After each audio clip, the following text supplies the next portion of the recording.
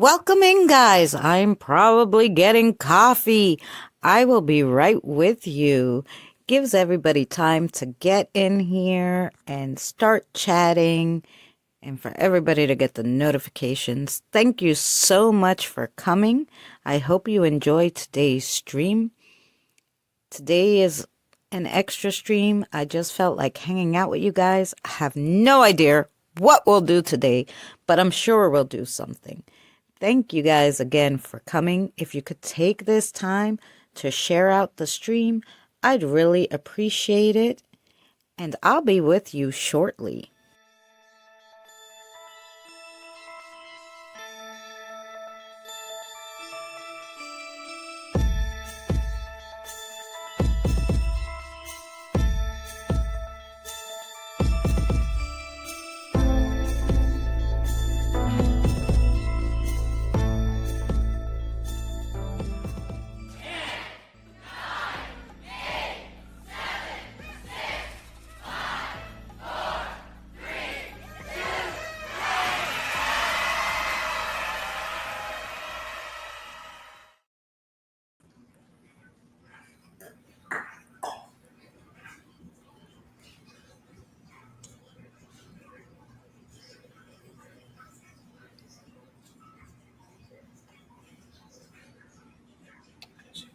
Say hi.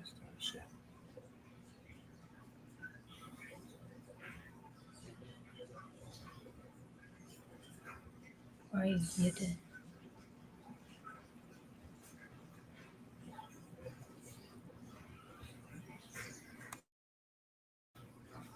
She's muted.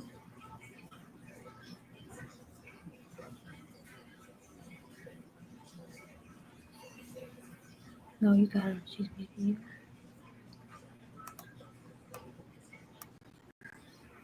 She's muted. Christina, I think you're muted.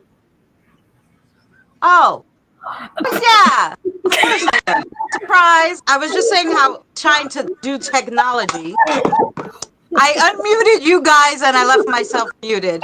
That's how it goes. Hi, Andrew. I haven't seen you in forever. Thanks for coming by. I say that forever. It's been a week, I know, but still, you know, it's like forever. When a week in YouTube time is like forever.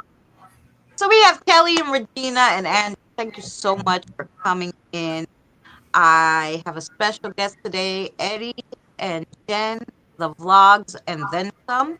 I pinned their link in the comments in case you don't have it. And yeah, and excuse me for chatting with you while I was muted.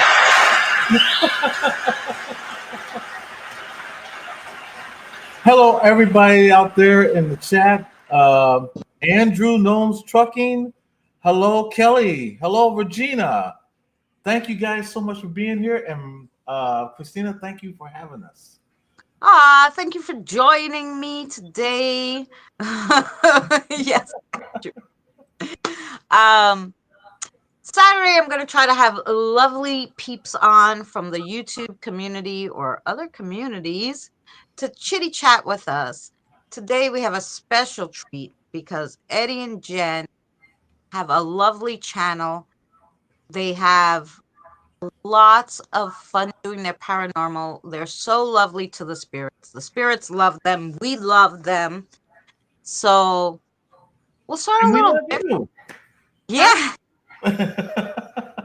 We're gonna start a little different today because I know Eddie's story, but I'm so darn curious since we have Jen there and she's looking so pretty with her blue Big head head. wrap on there, her headband. It's my Wednesday day. And there's another person here that has a nice story too, and she's sitting right behind us. And that's Oh, our okay. daughter Desi. Ooh. Well, I wanted to know from Jen. So, were you into paranormal before you met Eddie? Did it happen when you were together that all of a sudden, something happened? I was curious. Know your side of the story. Yeah, was your head always that big? Actually, it's I think it's genetic in my family. I was seeing spirits when I was younger. Actually, I think the first time I actually really had a understood what a spirit was, and really didn't know what a spirit was when I was in my preteens. I was like 11 or 12, and we went to the lake to go swimming. And as my mom was driving,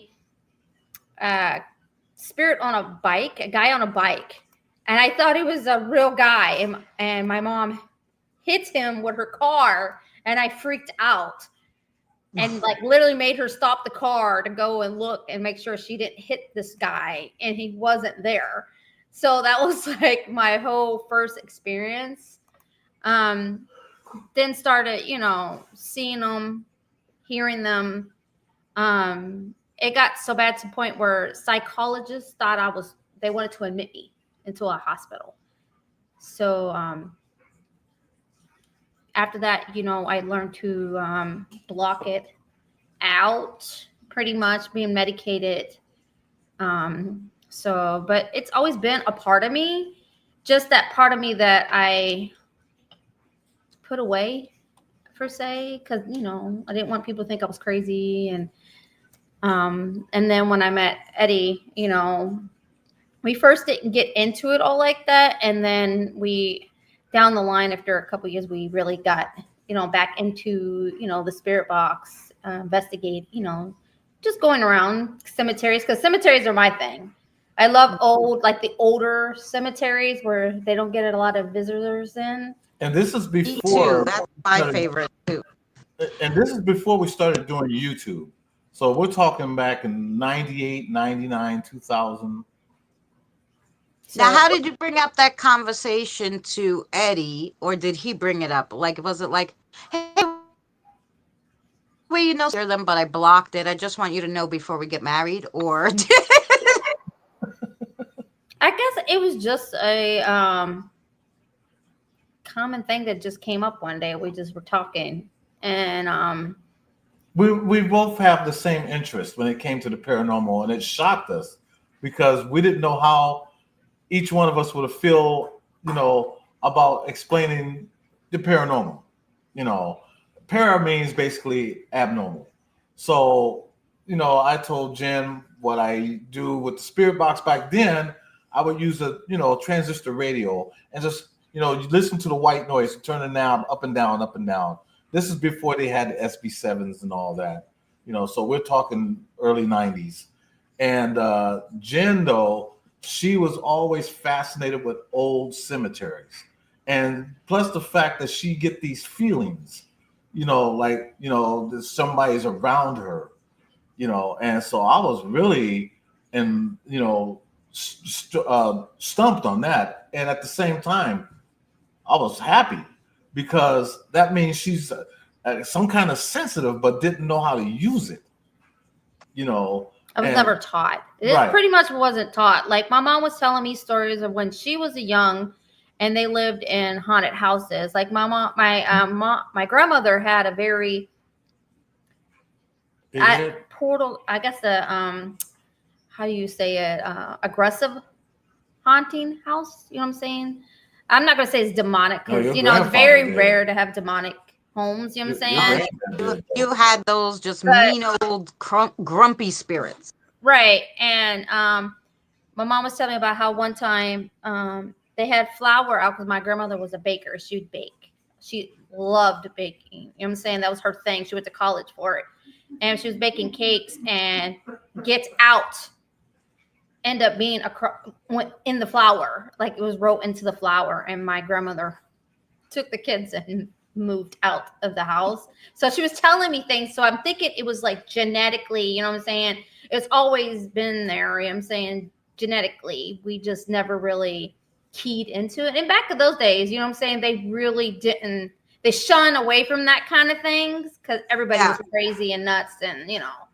So I never really got taught the right way, I could say, you know what I'm saying? Like it's always there. It's always been there. Even when I tried to block it out, sometimes, you know, it would show itself in certain ways. You know what I'm saying? Even when I was married to him, we lived in a couple houses. And in one of the houses that we lived in, we would hear the door slamming, door knocking. Oh, you talking about on Cole Avenue? On Cole Avenue. We lived behind a cemetery. Yes, right directly behind it.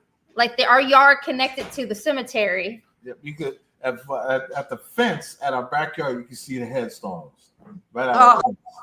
So we would have doors knocking. There'd be no one there. You'd be upstairs and hear doors slamming downstairs. Mm-hmm. You People would hear walking down the stairs or walking in the rooms. You could hear your name being called and there's no one there. Nobody's there. And sometimes it mimics us.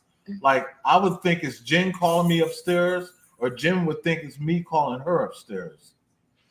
So we had to deal with it. I mean, we've even lived in one house where the house was so bad we only stayed 6 months because there was maggots coming out the wall. My kids were scared crapless of the house. Like one time we were all sitting and it was at nighttime. We were and we were sitting in the living room trying to watch TV, and my kids were in there, and all of a sudden a car came by, and as a car came by, a black shadow of a man with a hat was on the wall, and it cast across the wall. When we were all looked at each other and we're like, "Did you see that?" And then we later on found out that it was Curious George's uncle looking for Curious George. The man with the yellow hat. The man with the yellow hat, yeah. And it's crazy because that house to this day was tore down. Yeah, they tore it down. We were the last residents in that house. Yeah, the owner of the property said that he was hearing stories about the house, and which was why it was also why our dog ran away. We had a dog named Samson. He was a Yorkie, just like ours, and it was the first night that we moved there. And so we decided that, Samson had to go to the bathroom. He kept barking, so we let him go to the bathroom. He ran. Never found him. He was like, yeah, I'm not coming back here, dudes. Hell no. I seen the credits rolling when he was running down the street. To cast the characters. Samson. But yeah, that is really, really true. And so, but that's why he tore the house down, because he didn't even want to put nothing there on the property. To this day, it's still just a field. It was crazy because, like, who has maggots coming out your walls? Like, we would try everything we could to figure out why we had maggots, like living maggots coming out the wall every day, like by the thousands. Mm-hmm. We were like, that don't make any sense. You know what I'm saying? I've never heard of that. Yeah. And could never figure out why. And we would ask the landlord, and he couldn't explain to us what was going on with that. So we were like, no, we're not moving out of that one. So we've always had, we always have moving to homes that have some kind of paranormal history. And we don't even know until after we're there. Well, now you know to do your research, right? And make sure you research the property, the house, the air up above it. We have. You better believe. Like, even the house that we live here, where we're at now, it's not bad energy. It's actually pleasant. We do have a dead animal buried in the backyard. I filmed that, of course, because we couldn't figure out why that was there. Yeah, because there's a black trash bag buried in our backyard. Hopefully it's an animal, because I ain't digging it up and figuring out what in there. Unless it's one of Jen's demons. Ow. So... But yeah, but that's why every time we do spirit box sessions here, and we don't film. We do spirit box sessions all the time here, just to see who's here. I just recently had a cousin that passed away. Yesterday? Yes, Was it yesterday? It Or was day before day for yesterday? yesterday. Yeah. Yeah, and she was we was real close, and I I'm did a sorry small to spirit hear box that. session. Oh, that's okay. I mean, because we know it's going to happen to us eventually. And but she died in her sleep, and that's a good thing. That's the best way to go. But I did a small spirit box session to see if she would come through. And there's two ways that I think she came through. One of them was through the spirit box. When I asked her name, it took forever for her to tell me, but before I stopped, she said Debbie, which her name was Debbie.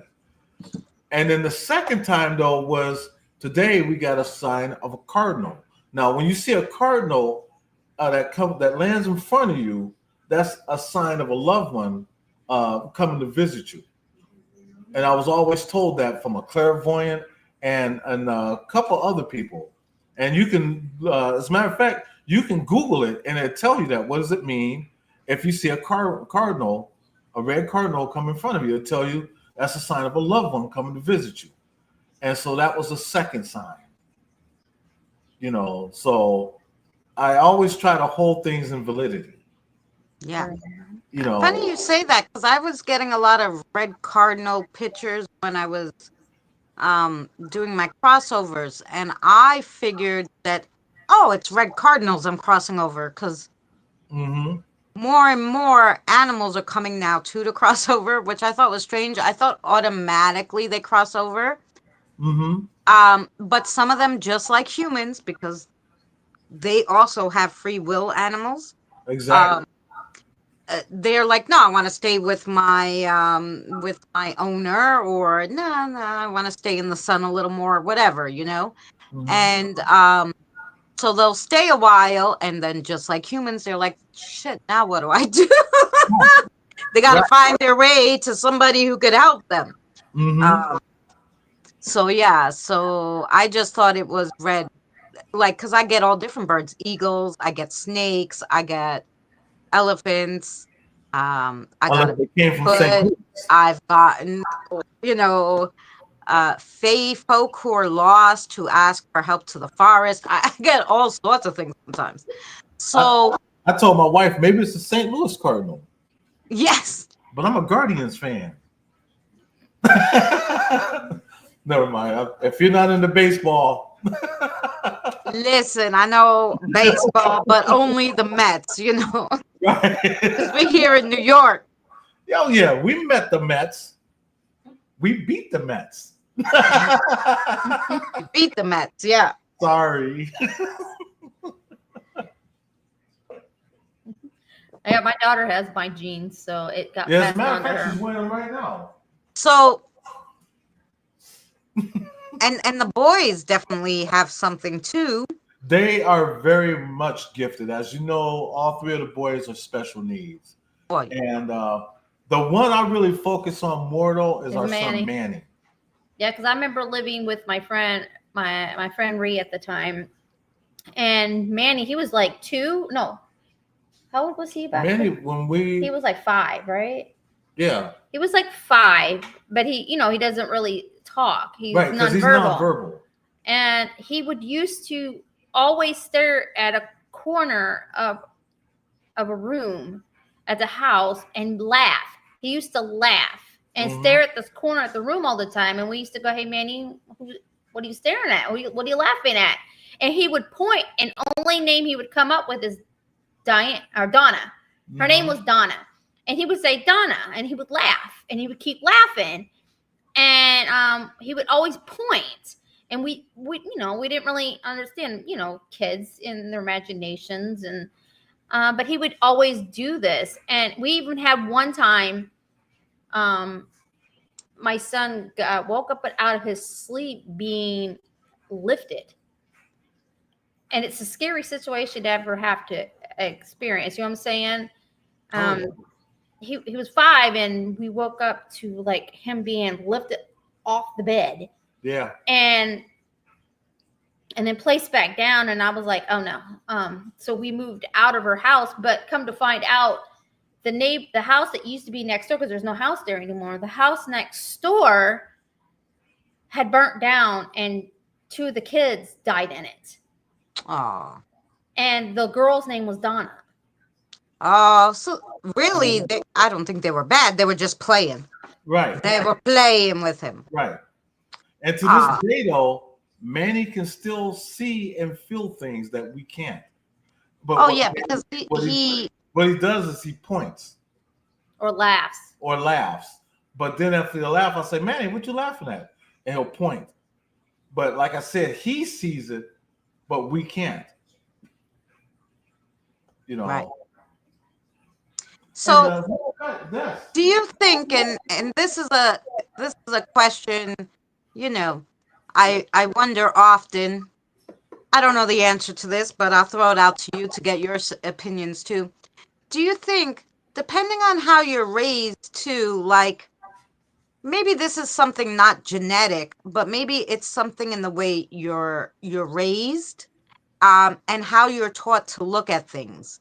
Because, when I started seeing stuff, my mother was like, "Psh, people are gonna think you're crazy. Just don't talk about it." Um, but like, you know, some other, like what I did with my son was, because now I know already, I was like, no, I said, he's not seeing imaginary things. He's seeing spirits. So I raised him a whole different way than my mother raised me. And so it's a very normal thing for him now. And he has seen a few of them here and there. Um, so do you think it's could it be, not that it's inherited, but it's just in the way that you're raised, maybe? Right. I think it is. I think a lot of it has to do with the things that we were doing in our past, which was going into cemeteries, welcoming spirits. And a lot of spirits feel welcomed. They feel they know what we are there for because they feel our energy, because their energy. Okay. And so they feel, you know, they feel love. Hey, Black. And I wanted to say hello to Boomer D, and there was somebody else. Corey, how are you doing? And Black Dragon. Wow! Yeah. And Tiggs came in. Oh yeah, and Tiggs, what's good with you? And I'm sorry I had to get that out. It's like with my daughter when she Okay. got married and moved out, she would tell me about the experiences that she was having with her husband at their house. Yeah, let her tell you. It's a trip. Oh, Yeah, so well, I'm just going to add one thing, Desi, before you start, and then I'm going to say hello to you and introduce you. Funny what you said about the cemeteries, Eddie, because my mother used to take us. We lived right over across the highway, and so we lived on the corner where there was a little bridge that went over into the cemetery over the highway. And Right. almost every day that was nice, my mother would take us to the cemetery for picnics. She wouldn't take us to the park. She took us to the cemetery for picnics. So go figure, she felt comfortable there. And she was playing in the cemetery with her bikes and everything Yeah. since she was a child with my aunt. And they're all comfortable with spirits. So it just goes to show you, yeah, it might just be because you invited them early on in life, Right. and then they just follow you. Right. So everybody, this is Desi, Eddie and Jen's daughter. So Desi, how are you? I'm good. No, thanks for coming up. Desi's going to tell her story about some spooky stuff that's going on now with you and your husband in your new place. Yes. Yeah. So I moved in probably about 5 years ago with him. And when I first got there, when going into the house, you definitely tell that there's an energy in the house, even without really having too much of a sense for it. Though I would say I have a sense for it. My husband doesn't, but even he can tell. But living there is probably maybe a year into living with him, right after we had gotten married. At the time, he had a Lexus and he parked it in the driveway. And it was facing, he had backed it in. So the trunk is facing down a hill. So because it's down a hill, there's weight on the trunk from gravity anyways. And there's a video, and in the video on the camera system, the trunk opens. And I had told my husband, I was like, you open the car trunk? The trunk's open. And he's like, no, I didn't open the trunk. And he goes back into the video because the trunk is when at the time he had looked, it was open, wide open. And it slowly pops open, the trunk does. And then it just lifts. But to open the trunk, you actually have to put force on it and lift the trunk for it to open. And the trunk just pops open and just lifts. But there's nobody there. There's literally nobody standing around the car the entire time. And that trunk opened all the way up. Wow. So, That's great. And I did a video on that. It's on our channel. Oh, yeah. There's You a gotta short get- video. You got to get the link and put it in the chat. Can you do that, babe? what? Put the Put the link for in video of that video. in the Let's chat. see if I can find it. Just go on our channel. Jen can do it. She's tech savvy. She sure is. And besides, her and the phone are the same height, so the button should be easy. Ow. Don't you feel bad about that, Jen? Me and my phone are the same height, too.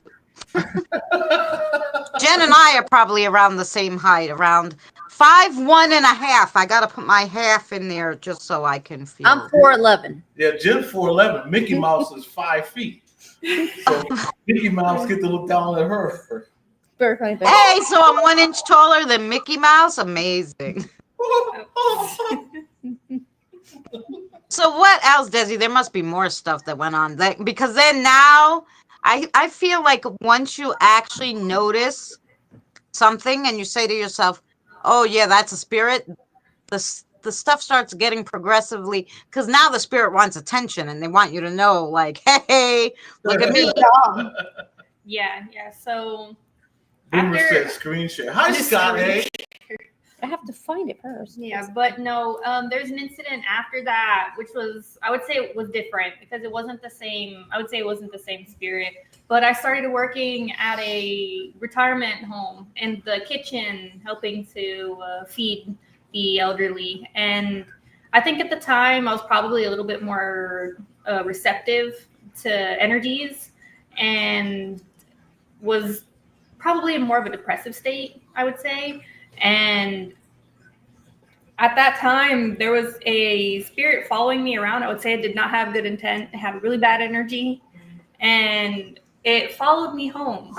So much so that there was a time when I had turned and looked at the cameras again, and it was standing outside. It was just a big, tall, black figure. He was just standing in the camera system. Just standing And there it wasn't staring. me. No, but I think it took a couple of weeks for it to finally go away. Like, it progressively got closer to me in the weeks, and it had finally gotten to a point where there were even vultures that would migrate very closely to where I was at. And I hate when my family come around too. There are a bunch of vultures some of the time, not all the time. Oh, wait a minute, we're not talking about them. My bad. But my mother-in-law ended up going to the temple and having the monks, the Buddhist monks, make a wooden bracelet. Actually, I'm currently wearing that bracelet right now. And they blessed it, prayed over it, lit incense, and this is the reason that the spirit actually went away. And it didn't bother me anymore, because before that, it wouldn't leave me alone.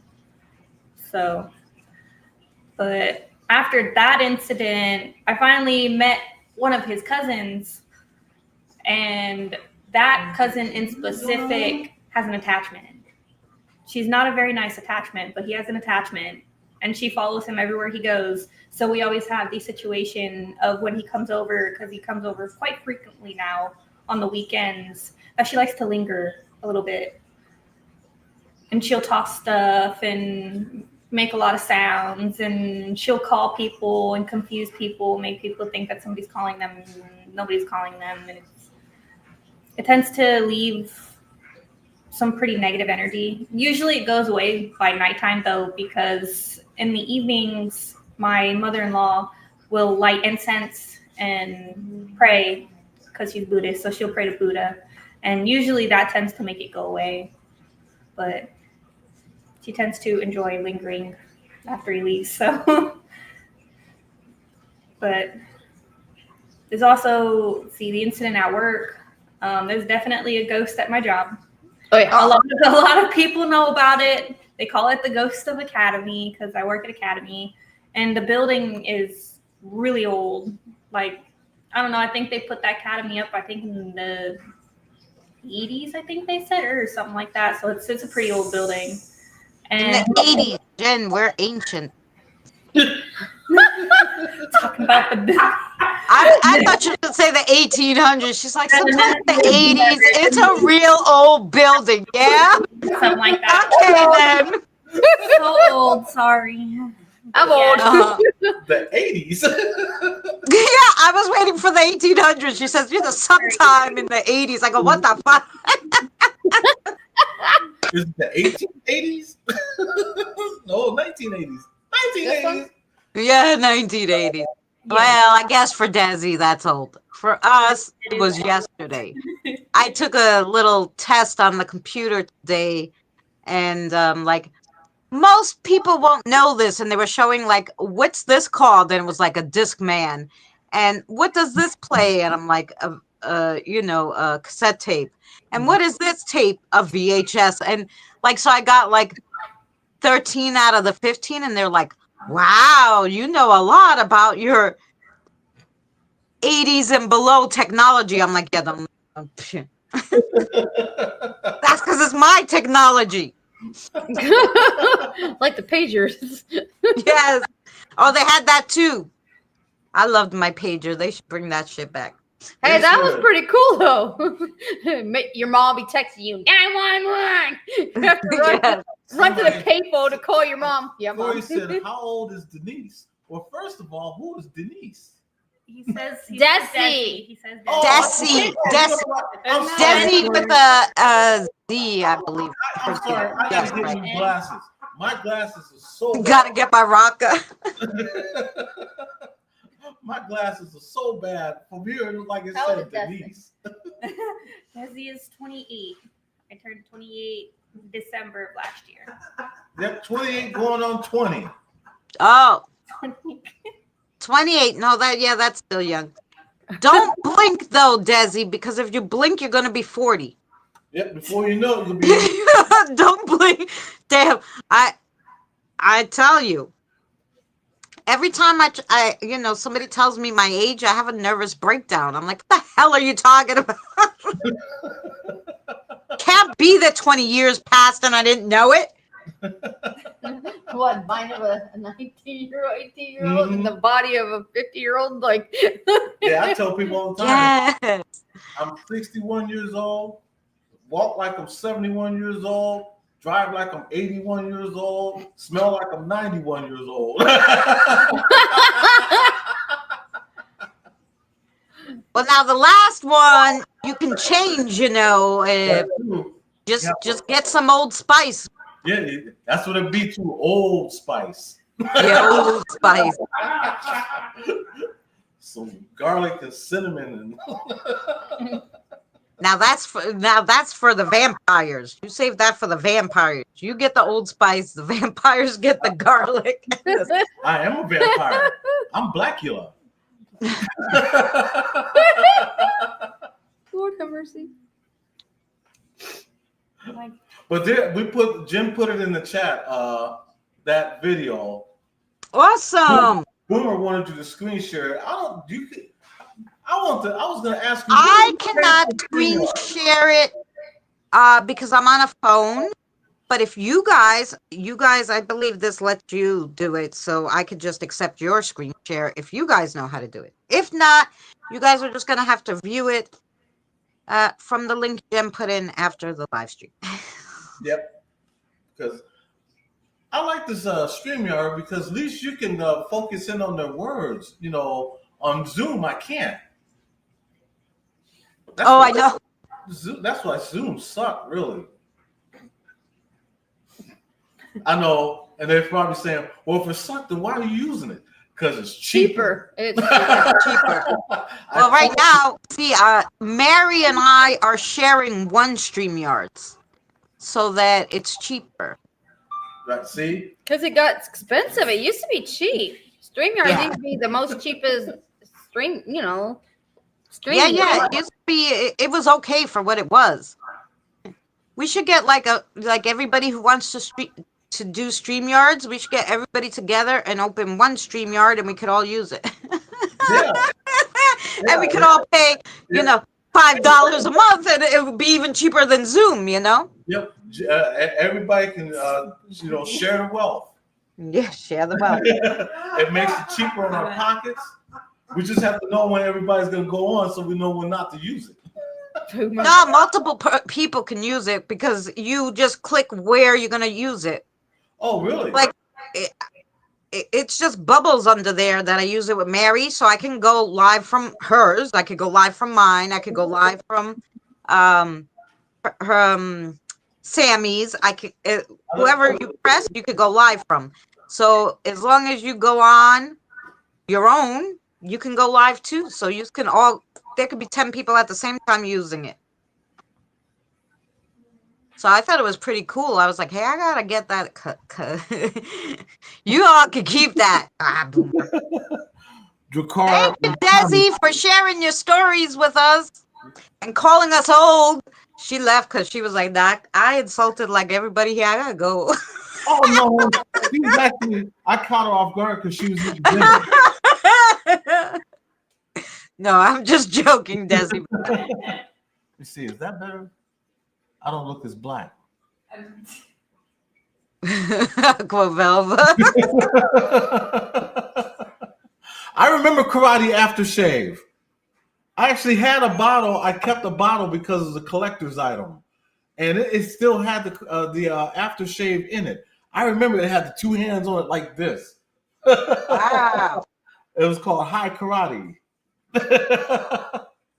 I remember that. And the green Aquavelva. Kicking it old school. Yeah, you want to talk about old school, I'm the one.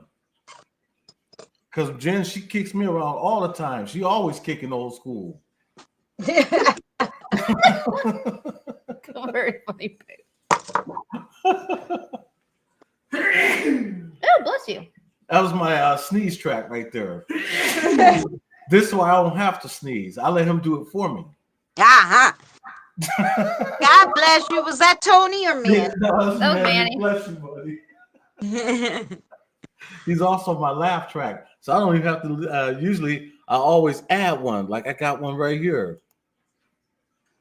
Oh, wait, that's not my laugh track. Oh, what did I do? I got rid of it. Yeah, because Betty was always, oh, there it is. Is that it? Yes. Oh, I was going to say because I thought I got rid of it. Oh, there it is. There it is. Well, you should tape Manny laughing and then use his. I was thinking about doing it. He'll get a kick out of that. And just, It's funny because before he laughed at you and it was so loud, but because YouTube, takes a few seconds to catch up. Like, so we're hearing your joke before everyone in the chat. mm-hmm. So he laughed when they would have heard it, and I was dying. I was like, oh, how cute he's laughing at you. That's why I have to tell people, I'm not laughing with you. I'm laughing at you. Yeah. The total reverse. Did you check out last night's stream? No, we did not. I didn't get to, Boomer. I had company over last night. Yeah, we had company last night, so we did not get a chance to check out any stream. That was one time that, we had company. But if it's still up, we'll check it out. We will check it out. Oh, yeah, it was improv story night. Friday, Boomer will be doing that. And, it would be lovely. You guys would be good at improv story night. Yeah, I'll definitely check it out. And he said it is. Oh, yeah. And Corey said, bless you, Manny. He said, bless you, buddy.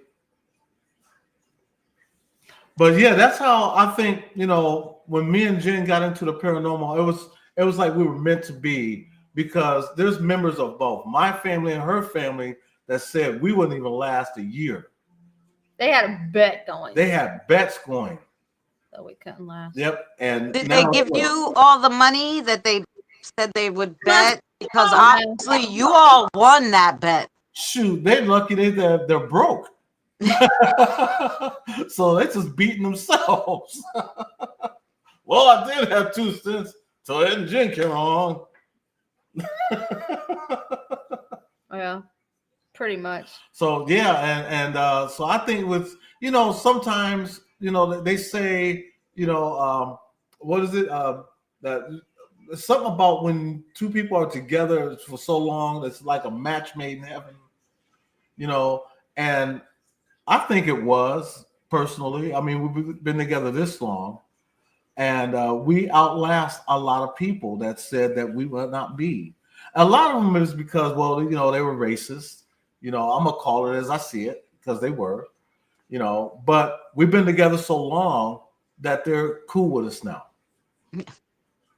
I don't associate with mine anyway. Right. Well, we don't associate with them anyway because of how they were. So I just leave that as it is because we keep that negativity out and keep the positive in because we don't want to bring no more negativity in the house than what's already here. That's one of the reasons why we don't watch the news. We don't watch news. We don't even have cable. We don't have cable, so we don't watch no movies other than the movies that we have, or we might go purchase movies, at Walmart or something like that.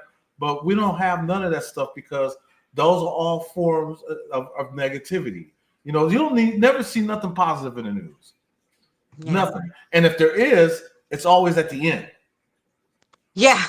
I don't watch the news either. I remember when my children were small, actually, some of the cartoons even, I didn't like what they would say to each other. It was like a little like bullies in the cartoons. And I'm like, this is what's supposed to be for kids. I didn't like it.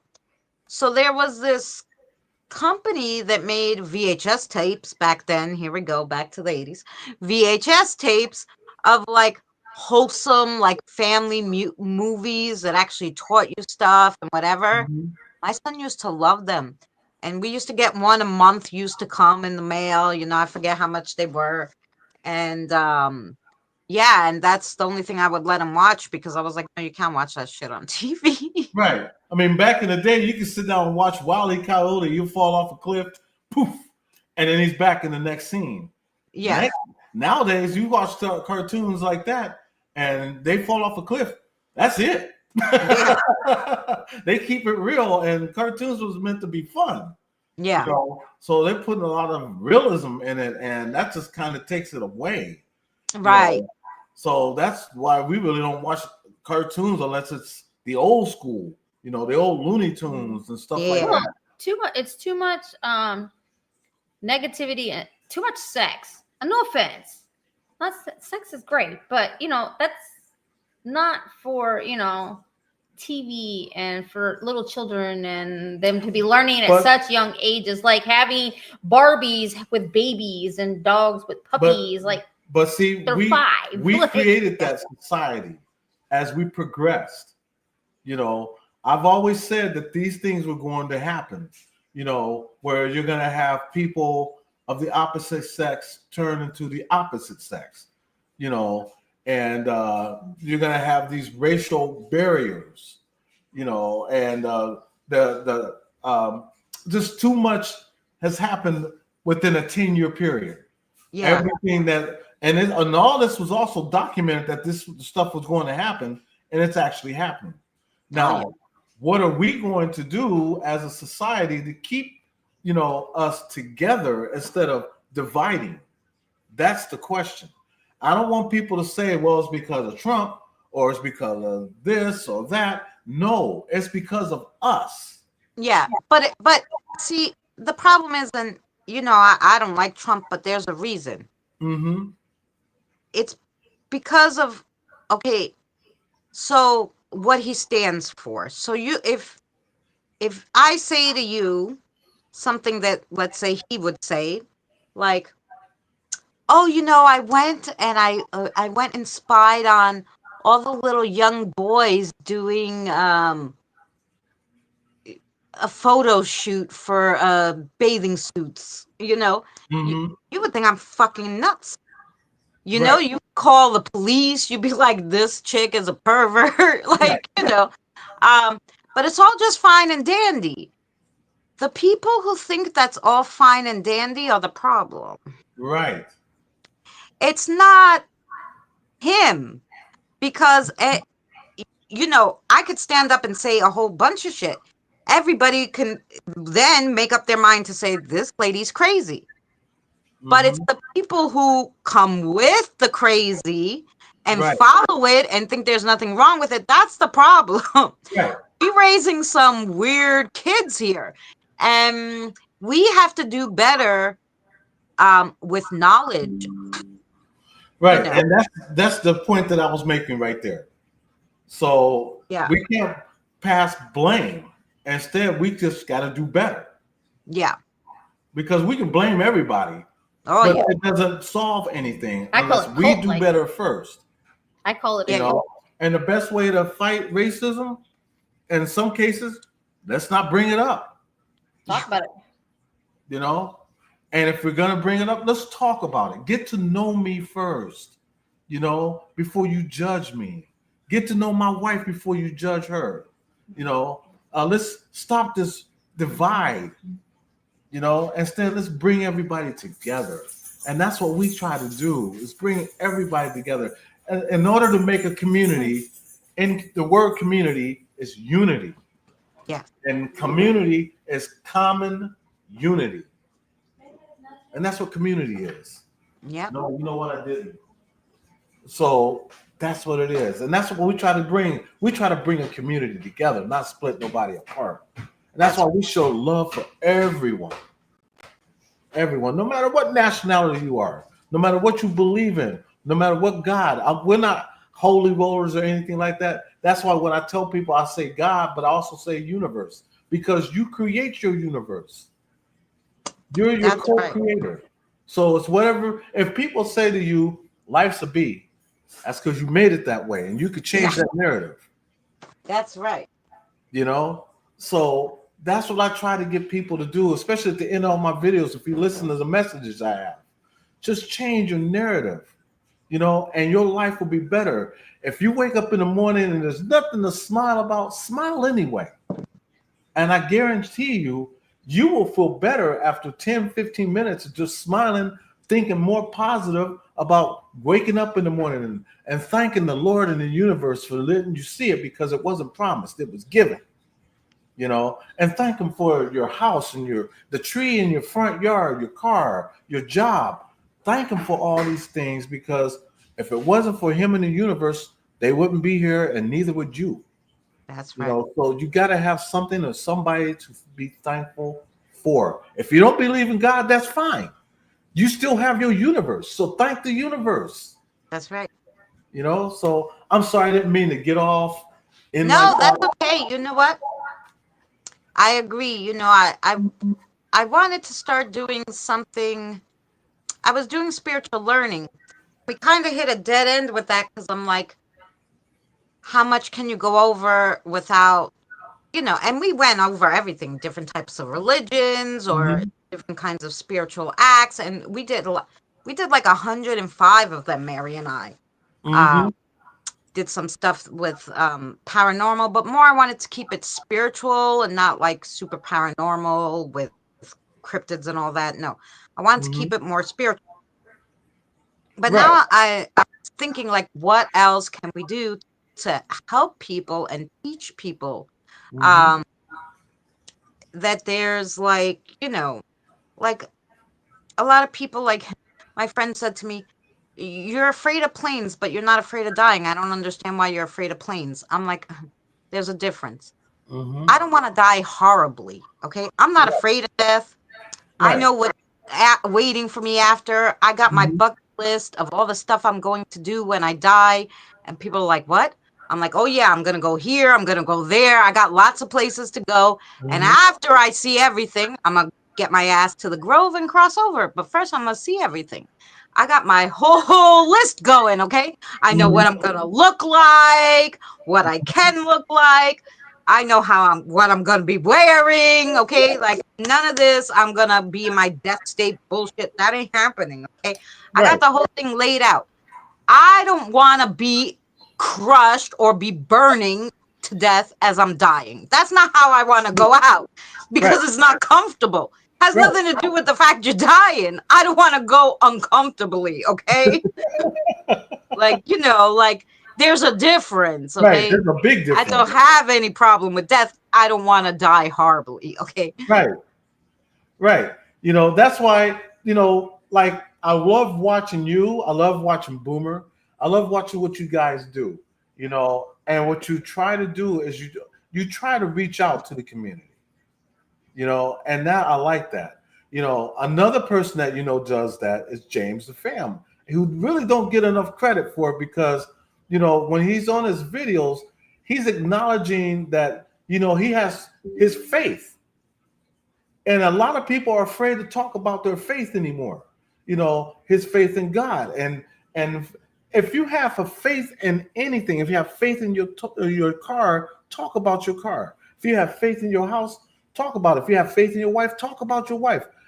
You're supposed to talk about your faith because then those people that's out there, they might have the same belief that you have.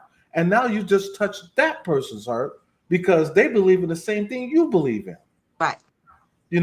So you want to keep going on that road. We all have a path to choose. Okay. Sometimes the road is a little bit bumpy. Then you got some roads that's got those potholes. So what we need to do is fill those potholes and smooth out the road. And then you'll be on the straight and narrow. But don't worry though, there's going to be a curve in there. So every now and then, but you just got to know how to maneuver around it. And life is the exact same way. Oh, you try to maneuver around it. And I teach my kids that all the time. That's all he knows now. That there's always a bump in the road. And every time she has a little problem or something like that, she's always calling. She say, hey, I got to ask you something. Or I want to talk to you about this. And we sit down and we talk all the time. I always communicate with my daughter, my wife, my kids, my son-in-law. Communication is key. Because closed mouth don't get fed. So if you don't speak, we don't know. So that's how you learn things. You learn by asking, communication. And again, it comes right back to community. Community is common unity. So bring that unity. Keep everybody together. Each one teach one. Love one another like you love yourself. But you can't love anything or anybody until you love yourself first. That's right. Otherwise, you're given false pretense. So make sure you love you first and then everything else around it. And you'll be fine because you're already blessed. You just don't know. That's right. I agree. So I wanted to start doing some other learning stuff. When I figure out how I want to do the content, that will be what it. But something like more serious, like what's going on now in the world, but take it from different outlooks so people can discuss their feelings. Because I feel like a lot of the stress that people are under are having to do with the different things going on in the world. Yes. It's hard to find a place where you could talk about it where nobody's going to be like cursing at you and telling you off and this and that. So it's good, to have a place, even with the paranormal, where somebody's not telling you you're crazy. It's good to have a place to go where people are like-minded and you can come together and talk about it. Mm-hmm. So I'm trying to get the idea of how to do like some kind of community learning like that, but I haven't figured out how to do it. Right, because I was going to say the best way to find one is by creating it yourself. That's right. That's how you find it. Right. Well, that's what I want to do. Create like a little. So I don't know if it would be like little videos, just like giving out like kind words or something every day, or so. I don't know what I'm gonna do yet, but I'm gonna do something. Like Charmaine, Charmaine's channel, she does just that. She has, just daily quotes Oh, on how to nice. keep your life going, and I thought that was a good idea because people need to focus on those. Yeah. Focus on what you want your life to be.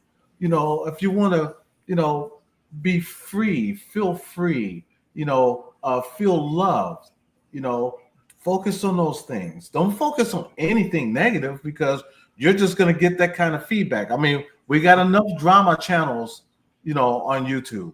We got enough of those. Don't need no more. They're not only on YouTube. The news is a drama channel, if you ask. Exactly. So now we want to focus on positive that bring more people to you. Good meditation. Good meditation. That's why when I do spirit box sessions, at the same time on our videos, at the end of it, I always have positive messages at the end. Yeah. So you could take that negative with the positive, kind of like having a car battery. In order for that truck to work, you got to have a positive and a negative. And so I put them both together. Well, that's what the world runs on. They say light and dark. So you have to have both, but you just got to know what side you're on and how to work it. Exactly. Just whatever you do, stay in your lane. Yeah. That's number one.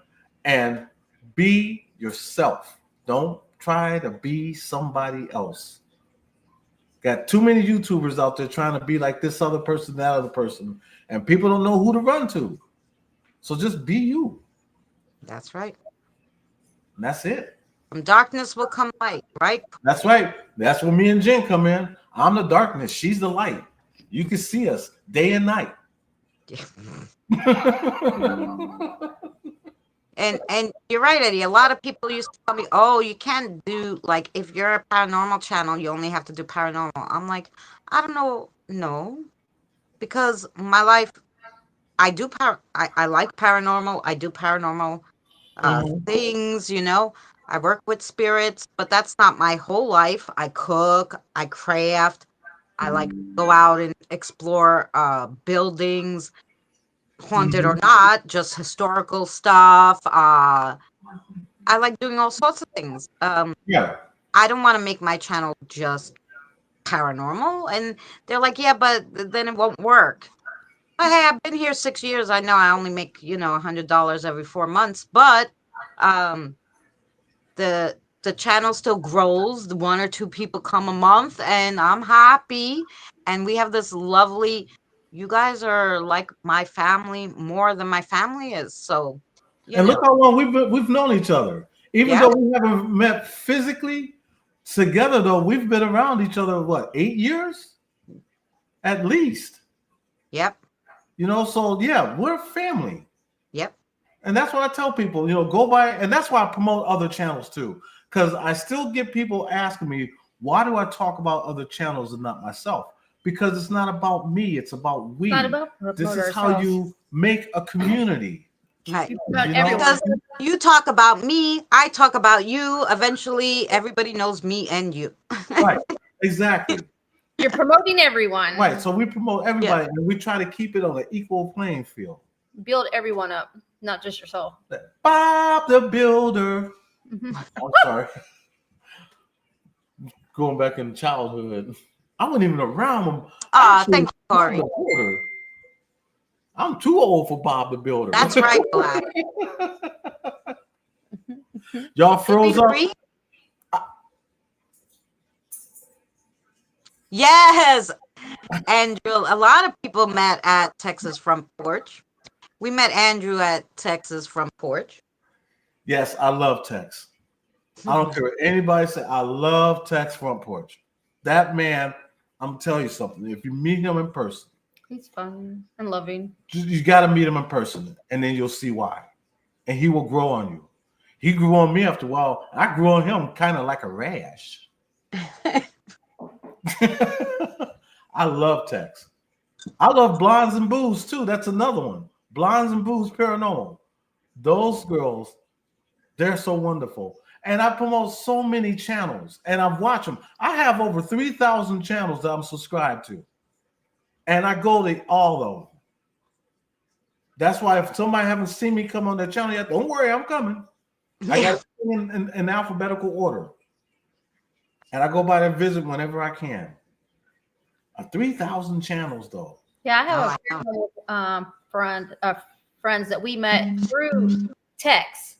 And was it Sidekick Paranormal? Sidekick Paranormal, yep. And they have a podcast, and believe it or not, they only got what 100 and 100 and some subscribers. And I'm like, and they're really good. Like he dressed. It's funny because he goes to all these Paracons and he dresses like a goat. It's because that's his thing on their Sidekick. That's their mascot is the goats. So he dresses like a goat costume at all the Paracons. Oh, that's cute. Black Dragon said, I show up where I am. Black Dragon said, I show up where I am needed. There Black you go. Dragon, we need you anytime. Just show up and say hi. That's it. Yeah, you know, it's a shame because some of the channels are so good and there's just no way to boost these people up like sometimes because you're just overshadowed. And I just wonder like why, like what do people really want out of YouTube? Is it really just for fun and they don't have nothing better to do but watch the news and then put on a few shorts? Like, what are people really after when they come to YouTube, you know? Like, I do, like I said, all sorts of videos. This month, the most watched video was me cutting my hair. Why? Because you want to go bald? You know, like, I don't know. Like, I take time, I cook all this stuff, but you know, they wanted to see me cut my hair, and I was like, okay. I do the spooky stories on Sundays. That used to be my biggest series. Now it's dwindling. Last week's got 19 views only, and I'm like, nobody want to hear the like haunted history anymore. Like, I think that's fun because the places we can't go.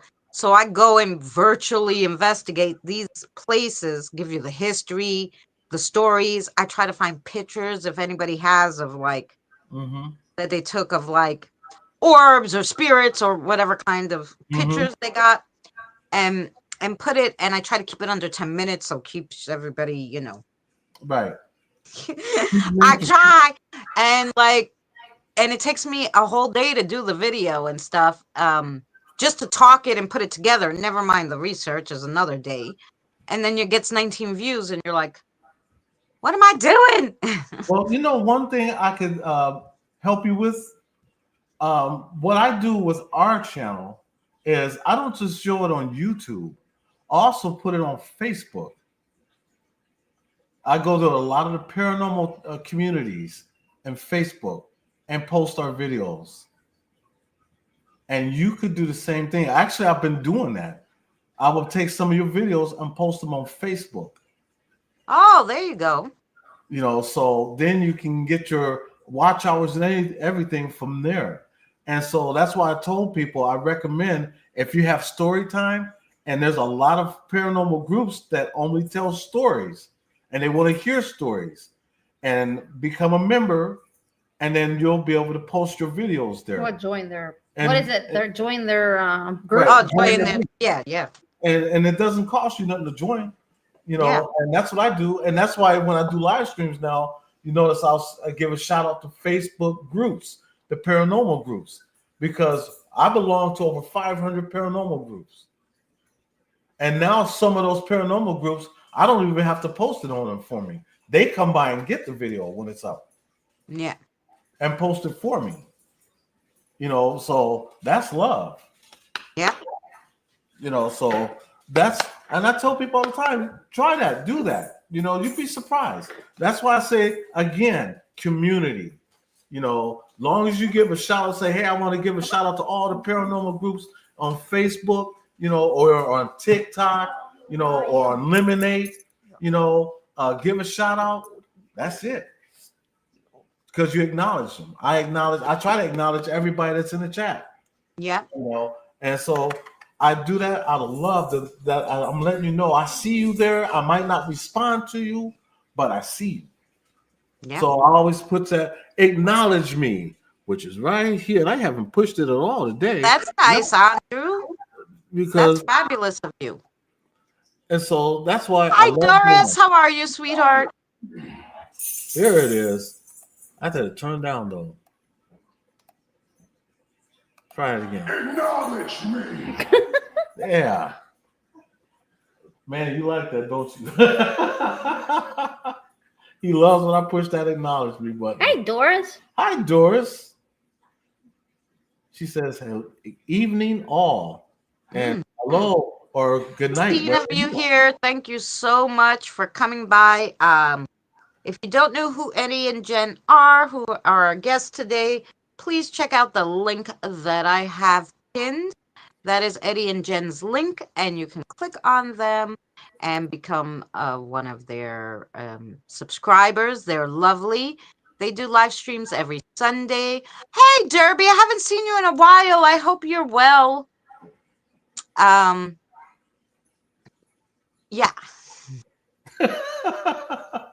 Yeah, and that doesn't cost you nothing to hit that subscribe button. We'd love to have you as part of our family. That's right. And yeah, so you guys they go live on Sunday, and it's 9 p.m. Eastern Standard Time. Actually, And how are you? Is it 9?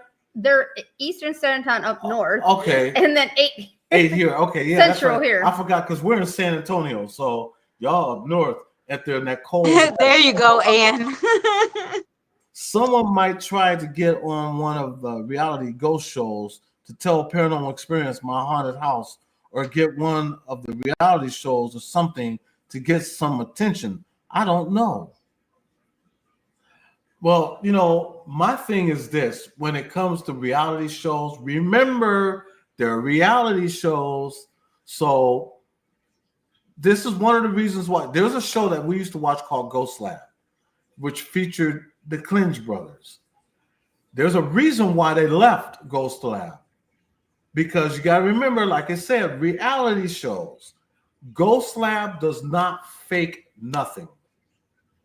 So keep that in mind. A lot of the ghost shows wanted people to do just that. Remember the show Ghost Brothers. A lot of, you know, that corporate thing is, you know, if you can fake it, make it real, make it look real. They did not want to do that. So what happens? They cut you. Yeah. Annie cut Ghost Lab, and then Ghost Lab just walked away from Discovery Channel because they don't want to fake nothing. And Dalen Spratt would tell you when they first started the show, they really didn't know a lot about the paranormal. They had paranormal experiences, but there's never been really a black show. So that's why they started Ghost Brothers.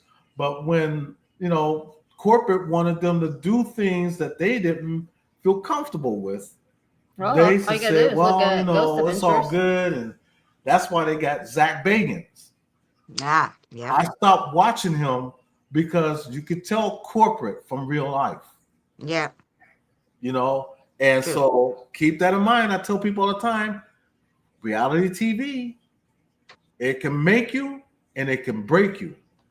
So it's hard to keep it real because then you have real paranormal, you know, like us and you there, and everybody else who are real, and they right. and they make us look like fakes. Give us a bad name. Right. But she does bring up a good, you know, like if we could just get like Netflix to do like one like show with like all different people from YouTube real, telling us real experiences or showing their evidence, like, you know, a different person each week for just like a little stint of, you know, I don't know, 20 shows or something, just to get like people out there and stuff would be so nice. We got some people here from Akron, Ohio. I know Corey is from Akron. That's actually our hometown, Akron, Ohio. Derby's in Ohio now too, he said. And now here's the thing about Akron, Ohio. Now it's becoming a paranormal hotspot, and it always has been.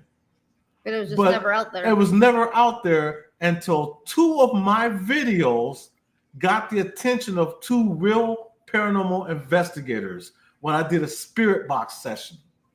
And one of them was at a place that used to be called Young's Restaurant, and I used to work at Young's Restaurant, and I did a spirit box session there. So did my wife.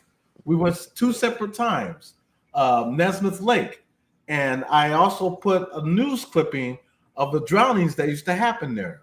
And then another place was at Portage Lakes Park in Akron, Ohio. Now real paranormal enthusiasts are actually going out there. One of them that went out there was the haunted side. And I know that because I watched this trailer when he was talking about Portage Lake State Park. Now, the only reason why he hasn't went back out there is because it's in the wintertime, the lake is frozen. So they're supposed to be going back out there this summer, but he wanted to know more about the lake. Now, me, I don't like to fill nothing in. If you're a real paranormal investigator, you go find out and do your homework. Corey, you're right. Summit Lake is. I did Summit Lake. I got a video on it when I went to Summit Lake, me and Jen.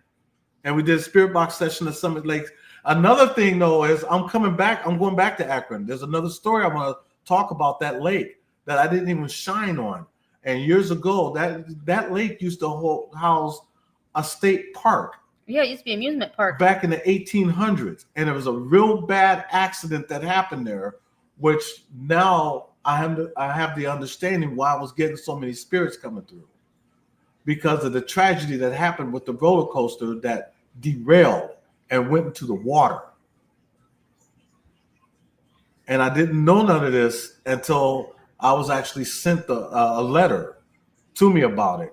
And then I did some homework, and lo and behold, it's a public record. I lived there my whole life and didn't know there was an amusement park there. I did too. I lived there all my life and never knew that there was an amusement park there. And lo and behold, it sure was. And now more and more people in the paranormal are going to that city because it's just really been untapped. And it is so haunted. Yeah, anywhere where there's people or that people ever lived is haunted. More and more, I'm like, especially when I do the crossovers, like sometimes the people who come to crossover, I'm like, so wait, you were where?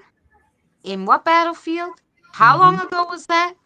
What? Why are you still here? Like, I'm like, I can't believe. And a lot, just a lot. Like, I want to say, like, maybe in the beginning, when I'd say starting 1700s, people just did not want to cross over. And I don't know if it was because of a faith reason or what was going on, but they just didn't want to cross over. It's rare to get people that haven't crossed after like 1991 and above. Like most of those people end up crossing. Now they cross because it's like, no, I don't want to stay in this fucking place. So now they cross, but like there was that time where I feel like for 100 years nobody crossed over. They were like, nope, I don't know what the hell's there, and it was like, and there are just so many. Now, Black Dragon said, spirits are everywhere. You are right. I did a series called The Dead Walks Among Us, where I would go to a public park or I would go to some place that's in public and would just do a spirit box session just right out of the blue, just to see what come through. And you'd be surprised at stuff that I would get. And it goes to show people that the spirits are everywhere, even at your house, because you never know what was there beforehand. The land itself. You never know. Land. That's why I did a series on that. And now you got other big name YouTubers that's now doing the same thing that I already did. And I don't mind them doing it. I just wish if they're going to copy off of me, thank me, or at least give me a shout out. Right. Like I saw Eddie from Eddie and Jen's vlogs do this, and now we're doing it. At Right. least that one first time. So yeah. Right. I mean, at least Dalen Spratt, because he's got his own channel now on YouTube, and at least he did a video where he acknowledged me and said, I want to give a shout out to Eddie and Jenn because I actually got this off of him when he was doing a spirit box session at a cemetery and went into the history of the person that was deceased. And so at least he gave me a shout out. But then you got other people that don't even do that. You know. I was thinking of something too, Eddie, and maybe we could get together. You let me know if this is a good idea, and everybody in the chat, if you would like to see this. Yeah. To do a collab investigation live. So like you'll be in your house, I'll be in my house.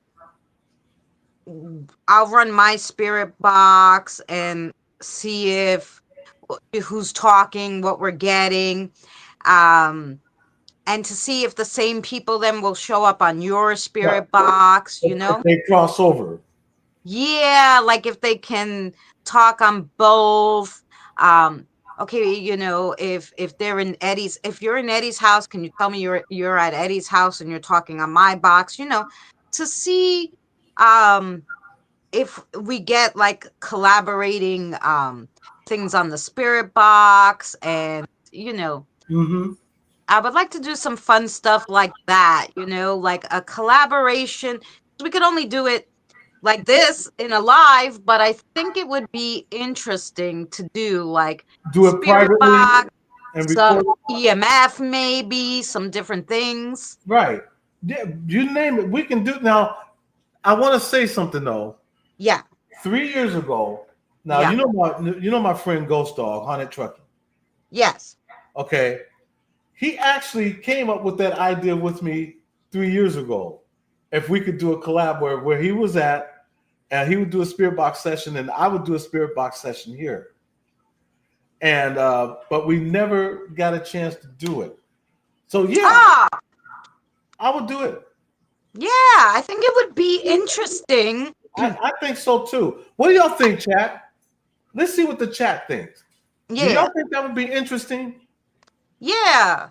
Corey said that sounds like an awesome collaboration. Yeah, because like when Eddie has his spirit box on, I'll have my EMF where nothing's near it. Right. I have 3 of them, so I could set them up all over.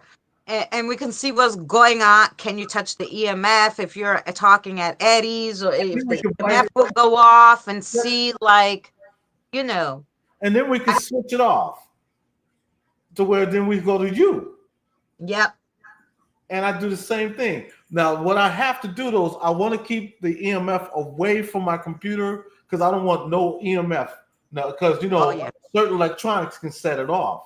So I would have to set it to where people could say, "Oh, that's not going to work because you're right near your computer, all that electricity, which is true. So I would have to set it where that it has no interference whatsoever. Yeah. But yeah, I'll be down. And that's why I have mine. I have mine on my table, but I only use my phone. I don't have a laptop. I don't have a computer. Mm-hmm. So when I do because sometimes I like cues, like when I do, I'm gonna put you down here for a second. When I do my, so I have my meter here. Mm-hmm. Can I start you up? Okay. So there's nothing there, and the meter can go off because they like playing with it. Right. Can you say hi to Eddie? Can you make it? Yes. Did you see it go to yellow when I said, "Can you say hi to Eddie?" Yeah, I sure did. And it's still blinking. His spirits, do you mind me being My kiddos love it. But there's nothing there to make it go off. Like I said, I don't have a computer. I don't have anything. That's just my table and my mirror. I should go. It can just go off. I'll talk to it, That makes me want to whip mine out. Excuse me while I whip this out. So yeah, so that's my right here on this kiddos. I have a lot of Please? they love music. So what I do is for them, I'll put on music. I can't on YouTube because they'll strike usually the music. Right. But I'll put on music and they'll blink to the song. I have a Really? few of those on YouTube where they can actually blink the EMF to the song beats, like it goes along with it. Like, and people are like, "Oh, that's that light thing that goes along with the music." I'm like, "It's an EMF. It doesn't do that." You You know? know what? It's almost doing it now. Yeah, it could probably. They probably can be. Let me tell you, if I put any kind of beat on, they can go to it. They love that stuff. Kelly said, "What kind of show is this?" What kind of show? Show and tell. Show and tell. Because I have my other, like I have other EMFs too. Like I don't know. Can one of the girls play with the pink one? I should get one of those too. I That way, can. I the white have one, like then I have the 3, black one. 4, and sometimes I put them in all different places to see if they can move both. 1, 2. They like that one the best because they said it's the easiest to work. This one they'll touch sometimes, but they have to be in the mood. I see that. Oh, see, they'll go for it once in a. Okay, they can't get that one up to red though. That one they say is a little harder than the black, but they'll use it. And I can have them, and they don't go the same way, which is how I know it's not like concurrent EMF or anything. Like Right.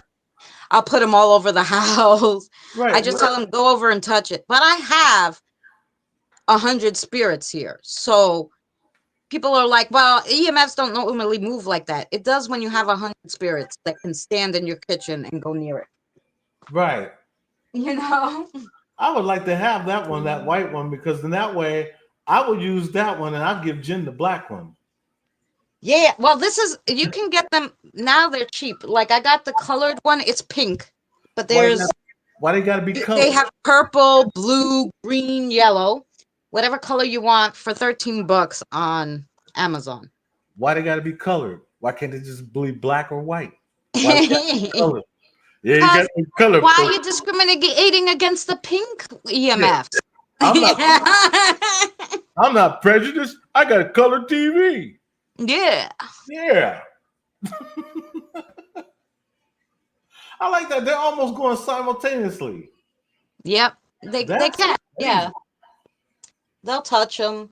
Do you have any fluorescent bulbs above you? No. That's crazy. I have a third EMF too. I don't know. They don't like that one at all. But where did I put that one? I don't even know. It almost goes off when we're talking. Oh, here it is. I got this one thinking, because it stood up for when I can go to investigations. But they hate this one. They say you could hardly move it.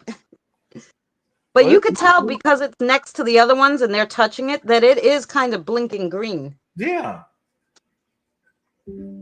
It sure is. Mm-hmm.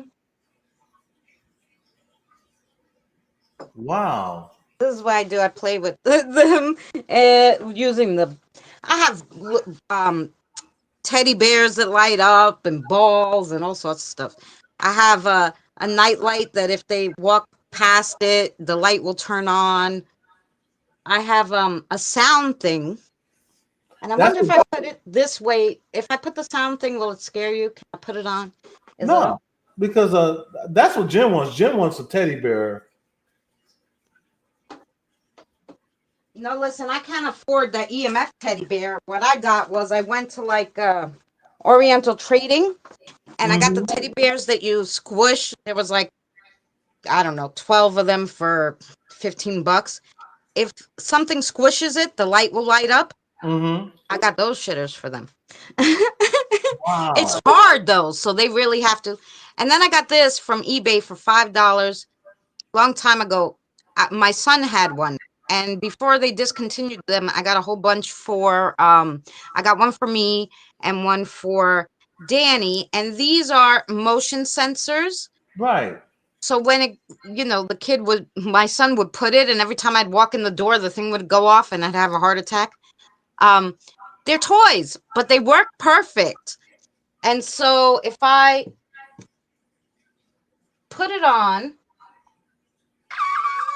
it will go off if something goes in front of it. So if I have it facing that way where the EMFs are, if something touches it, it will go off. So if Right. somebody can block that sensor, you see the sensor down on the bottom there? Uh-huh. I'm talking to them, Eddie.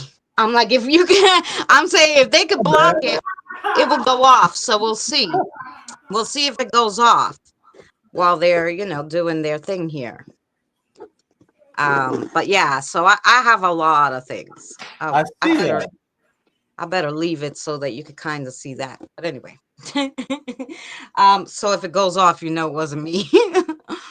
Hey, you know what? Give me a couple seconds here. I'll be right back because my daughter's getting ready to leave. I'm coming right back. Oh yeah.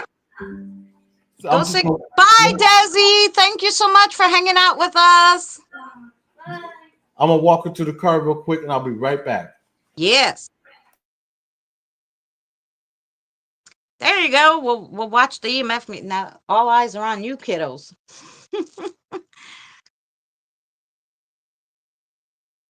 The voice text app. Mm-hmm. To trace wires. Never used it for paranormal. Yes.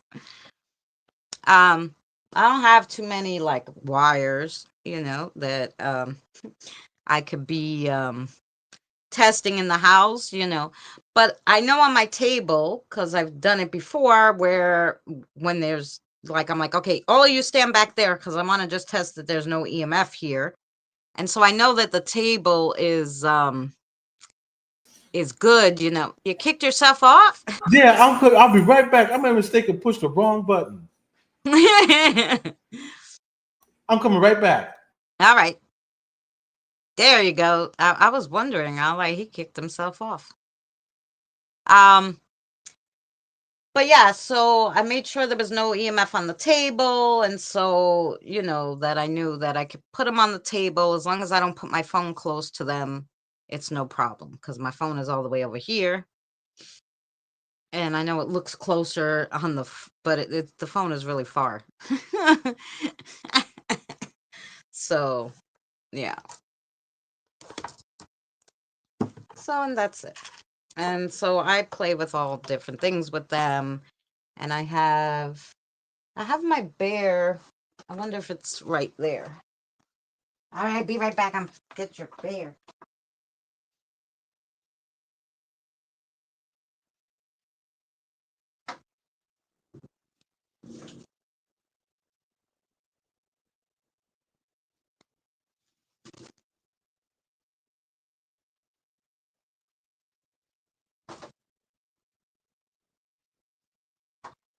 Ah.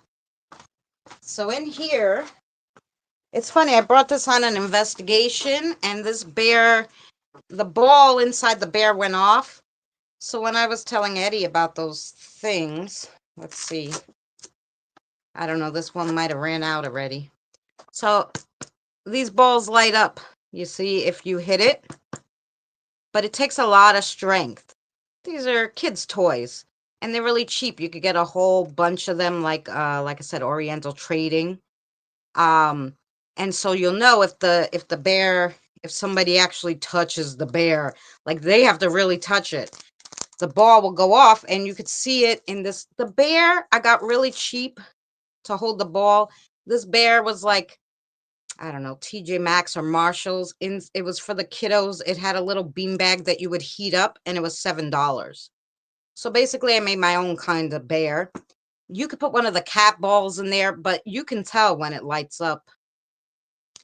So I brought this on investigation. It actually moved one time. The ball didn't light up, but you could see it move. It was funny. But yeah, so I have all those those kind of things because I can hit it. That's when it would move. So you'd really have to touch and play with this bear for it to go off. But I think that's kind of better. Like you need one easy thing and one hard thing, So I had a light up cat toy ball. It has gone off a few times. There you go. Yeah.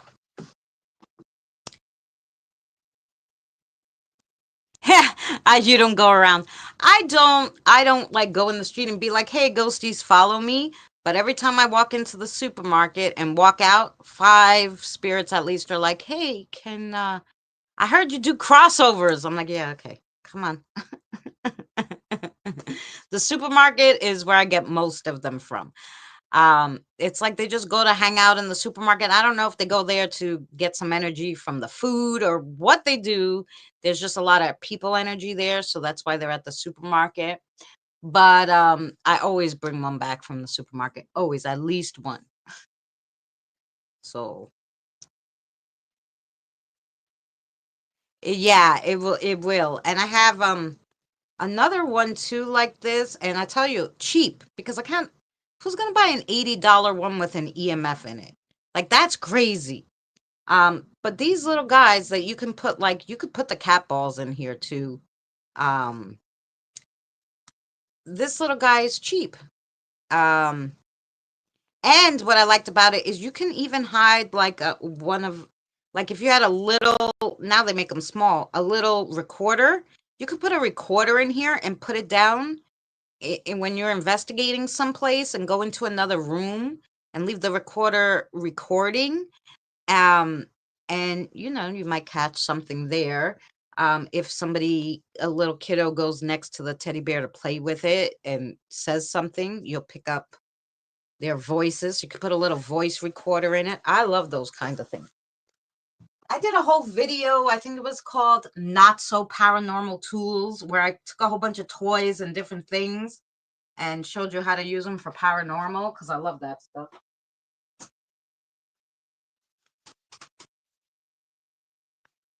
Now this one, which is almost the same deal as the teddy bear, except the teddy bear, I put different light kind of things in it. Now this one,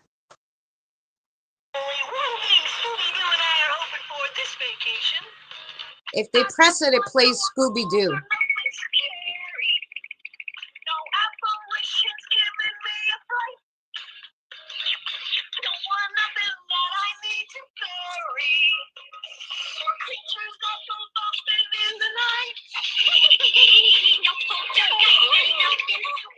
It just takes long because it's a long recording. Okay, so it plays the little Scooby-Doo's. It plays the little Scooby-Doo. They're singing. It's easier if they just squeeze it. You'll get that. So, they can just squeeze the tummy, and then that song will play, and then of course that will prompt you to say, okay, something touched the doggy. Here's the doggy. So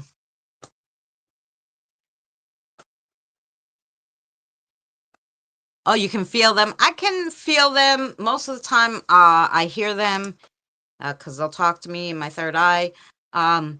I have this thing too, even if the spirits are trying to hide from me. Like I used to go into the thrift store, and if I touched something that had an attachment, I would be like, oh yeah, and I'd bring it home with me. So yeah. I scared my ex-boyfriend one time because I brought home this mirror from the thrift store, and I was like, I couldn't leave it. I know someone needs help in this mirror. He's like, oh, you're just nuts. And now he didn't say that because he thought I was nuts. He could see auras, so he knew all about this kind of stuff. But in the mirror, when you have an attachment to a mirror, I guess it's not the same. Like you can't see the aura in the mirror. So he was just like, it's just scary. So I put the Spirit Box app on, and I was like, so I brought some items home from the thrift store. Did anything come home with one of the items? And they're like, the mirror. And he was like, bye, I'm out. And he left. He's like, I don't want you bringing it in the house. He was in the house yelling because I did it on the porch.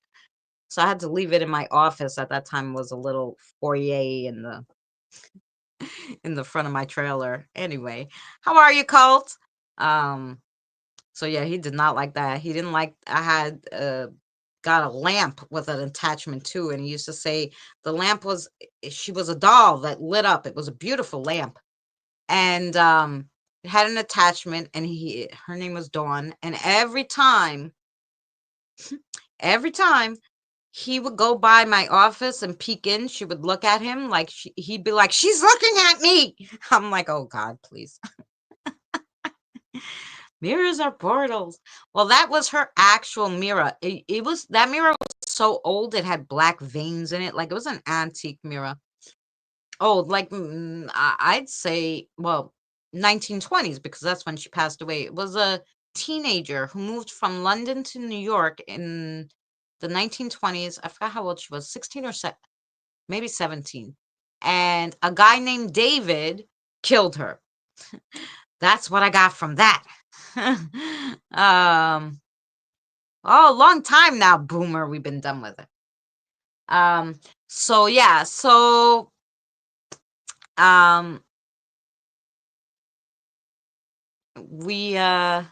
we just discussed that for 2 minutes. We went on our other stuff. So yeah, it's interesting, just super interesting. And all the stuff you could use and the different stuff. Sorry taking so long, Eddie giving Manny. Oh, that's okay, Jen. Eddie and Jen just stepped away. They wanted to say goodbye to Desi and do some other stuff. Sounds familiar. Yeah. So the mirror was old, and that's it was like one of those that you looked into, and it was her mirror. She owned it.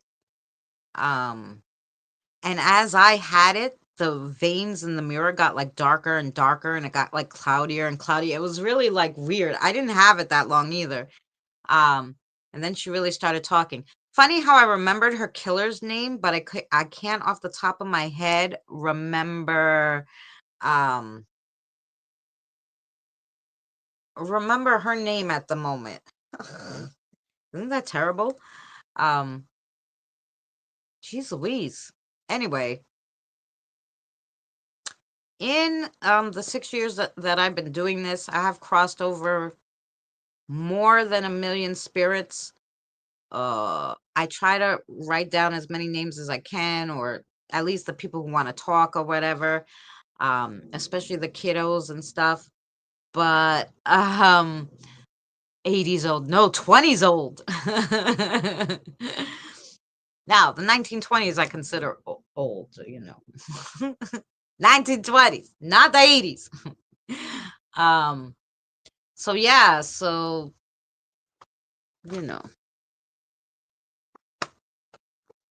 well, they're still putting their energy in the meters, but they haven't been able to go close enough to set off the alarm. Do you get a lot of children spirits? Yes. Because I started off with, I saw a few videos of people that had dolls that were children's spirits, and they were like keeping them there. And I'm like, why are they keeping them there? And then I went on eBay, and there was like a psychic who was like, oh, these 2 dolls, it was a sibling dolls, right? She's like, these spirits, they're so friendly and everything, but we don't have room for them in our collection right now. I'm like, you're selling the spirits? Like, shouldn't you be trying to cross them over? Like, I got really upset. So I'm like, I want to help the children's spirits. So that's how I started. And my original bunch of group were always young kids. I was helping the children. And then the older ones were like, well, coming. And I wasn't too thrilled with that. Some of them weren't the nicest. So I had to get into a groove of trying to tame them because I'm in New York. So they were like rude, coming here cursing, and still wanted to get crossed over. So we had to start taming that down. And then once we got that together, now I cross everybody, animals, I don't care, beings that we don't, things that we haven't even seen yet that we would consider cryptids. Mother-in-law. But yeah, selling spirit. That's what. Well, they were selling the doll that had an attachment. So to me, that's like selling spirits. Anyway, I don't. My doll here, She has an attachment to me too. Look at her right now. Oh my God.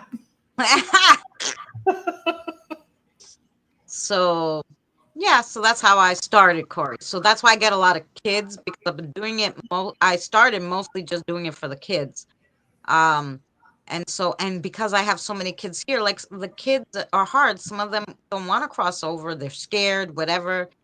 And it's not good for spirits because being deceased and being a child is the same as you would be alive and be a child alone in the street of New York, okay?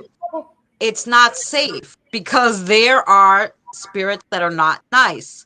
There are energy sucking spirits that will like drain them, you know. There's things that are not nice out there, right? And so you don't want little 5-year-olds and 4-year-olds running around New York, deceased or not, you know. So if they're not ready to cross, and everybody, your guys, spirit guides, and everybody I come across knows, just tell them to bring the kiddos here. They can hang out here. They hang out in the backyard. If I'm talking to Danny, they'll go hang out at Danny's a little. Uh, it's a safe haven for all kiddos here at my house. Do it for the kids. I mean, look at poor Johnny. He only has one shoe. Hi, Debbie. How are you? Hello, Debbie. And hello to there was somebody else here I want to say hello to. I think his name, somebody that said you had some big lips. Oh, that was Colt.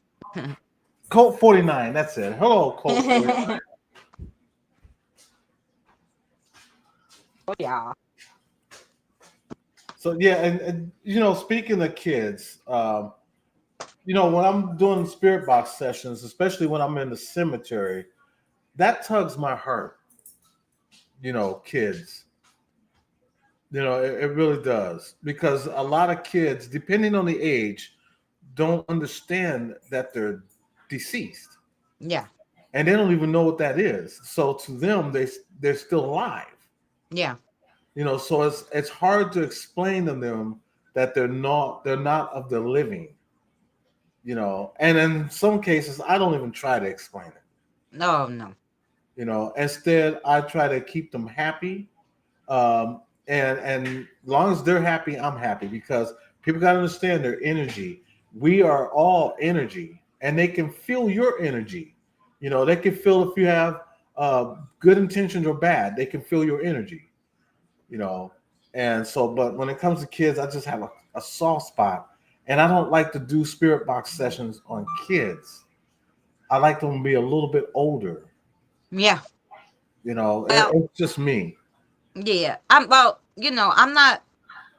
When the little ones come, I know because they generally I send need them to you. help and they're looking. Yeah. Well, your Jack and Lark already know if they see a little one, they're bringing them here. And if they see a big one that needs help, they bring them here too. But yeah, the kiddos are no holds barred. You just bring the kiddos here.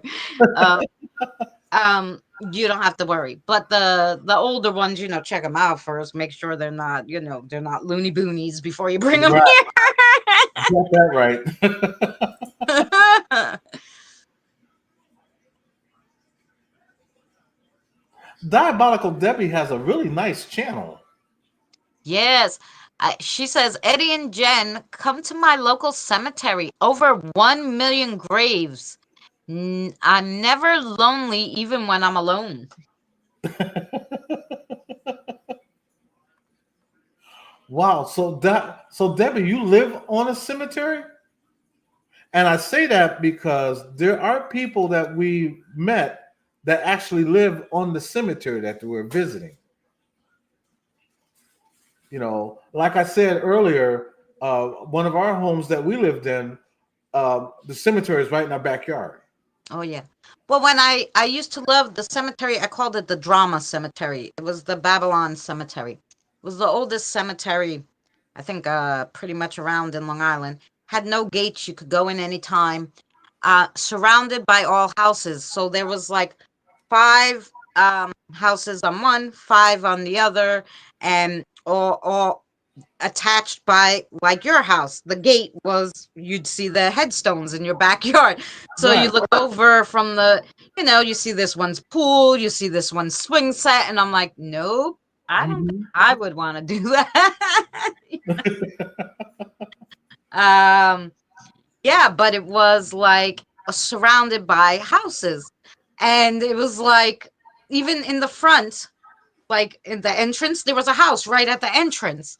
And I was like, wow, I wonder if these people, experience anything. I tell you, if one of them came in their backyard and looked nice, I would have asked. Yeah. But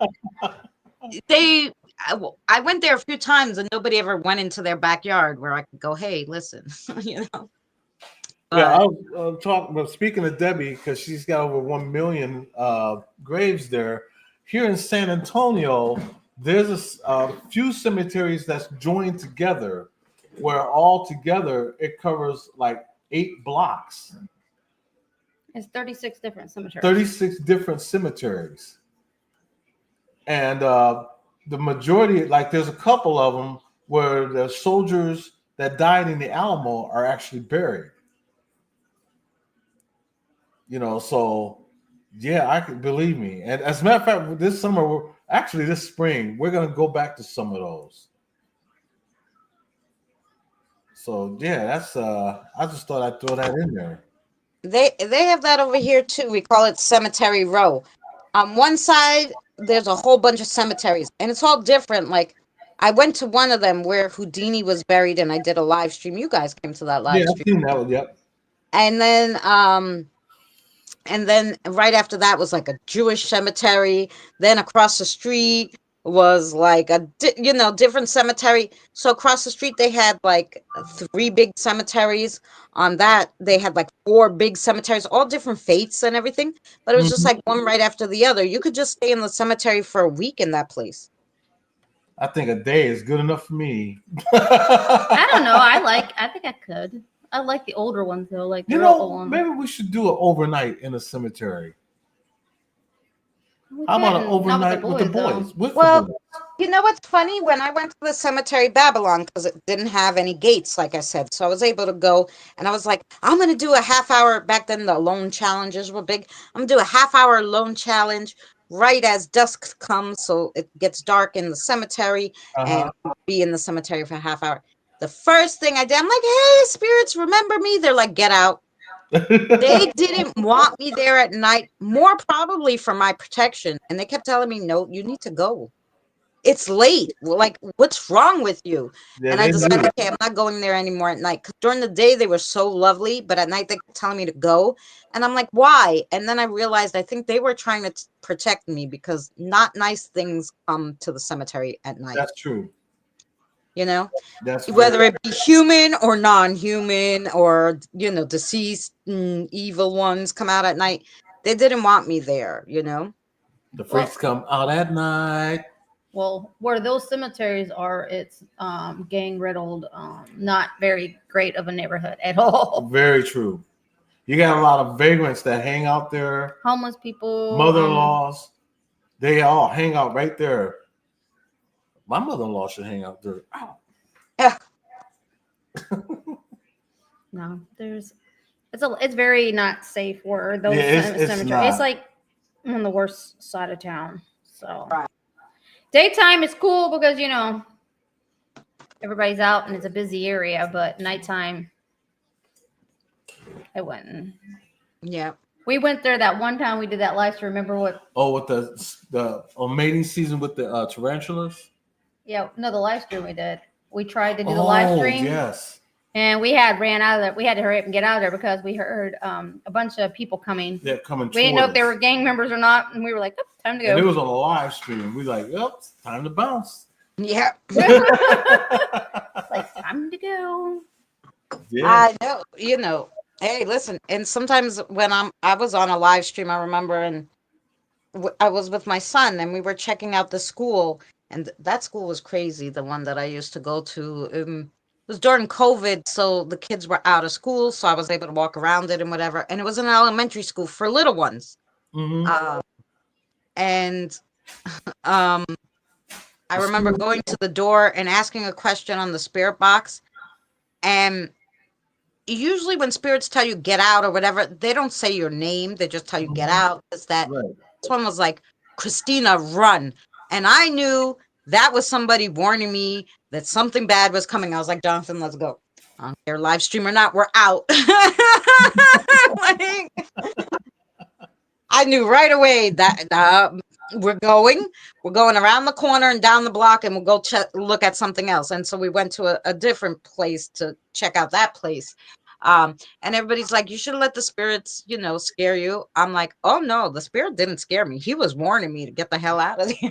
Like, so I'm not trying, especially when my son was younger at the time. I'm not trying to something happen, Mm-hmm. Yeah, I'm more afraid of the living than I am of the dead. Yeah. So that's why we had to bounce when we was in that. We did that live stream because we heard people coming to us. We had a whole gang of them. We were like, nope. Right. It's like, it's one thing to hear spirits, but it's another thing when you know that they're not spirits coming towards you. That's right. That's like when I went to the first time by myself to Pilgrim State. Mm-hmm. So there were some abandoned places and some non-abandoned. Some were still in use. So I couldn't find the abandoned buildings for nothing the first time. The second time around, I found them anyway. Mm-hmm.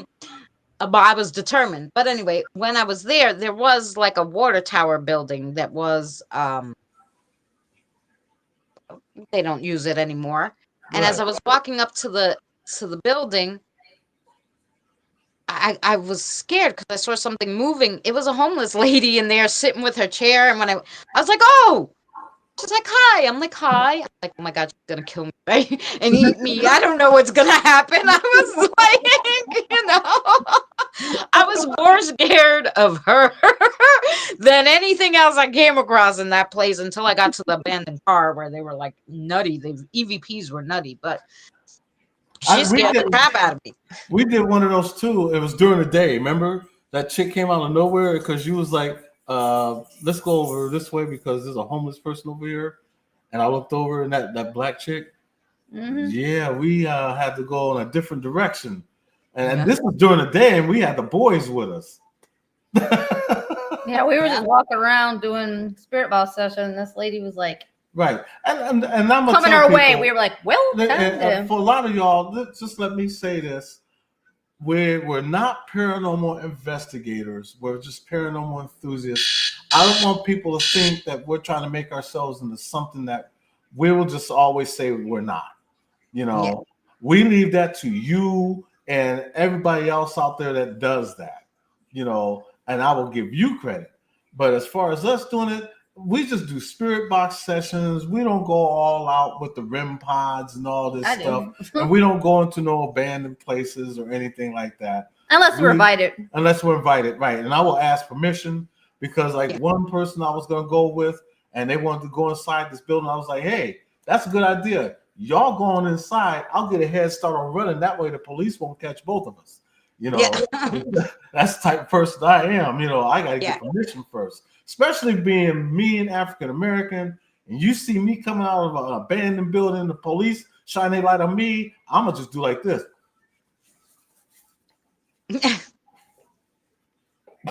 They already know that. Oh, he's just a crackhead. So yeah, that's just me. I want to do things the right way. Yeah. Well, I love. Let me tell you, if like. People are like most abandoned places. Yeah, it's like no trespassing and stuff. But I was so intrigued. I always wanted to go in like an abandoned place. So when we went to Kings Park, when I was with Danny, we didn't really go into any of the buildings because it was dangerous and he had his cane and we weren't doing that. But the time I went beforehand, the boys went in there, so that was good. And I stayed around the outside. But there was one time where there was a few places that my son and I were able to go in a little. Mm-hmm. And maybe on the ground floor, it wasn't so bad. The places are so decrepit and the between the water and damage and the windows being open, you could die in one of those places. Who's gonna find you if something collapses? And that's where I said, no, they're right. You shouldn't be in here, unless there's a place that you're invited that's kind of kept up, that's abandoned. Right. Fine. Other than that, it's a little dangerous, Right. That's why, when we do spirit box sessions, I know people probably think, oh, this channel is going to be boring. So I try to make it a little bit more entertaining. I put little skits in there, because, and I do the same thing with spirits. I like to tell jokes. I like to make them laugh because I treat the spirits as if they were still a person because they were at one place or time. That's so right. I treat them as such. Spirits like a good joke, and there's cases where spirits would tell me a quick joke.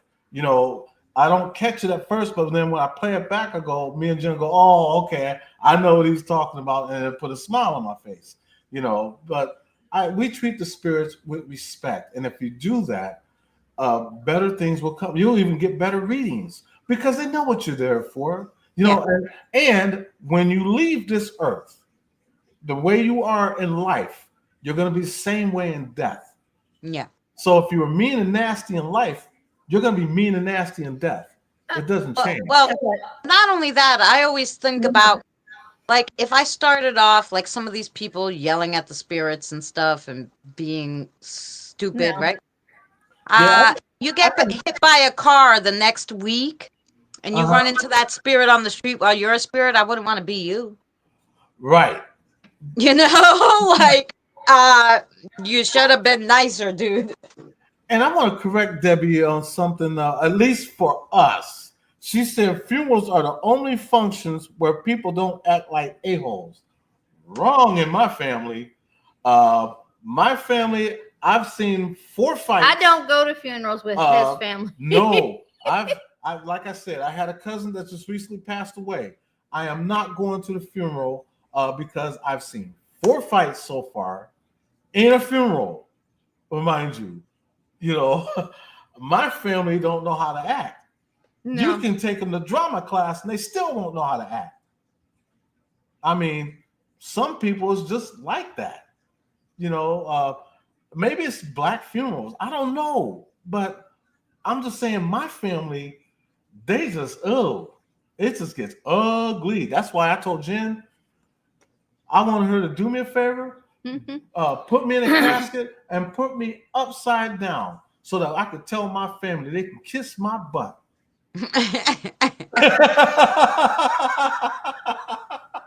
There you go.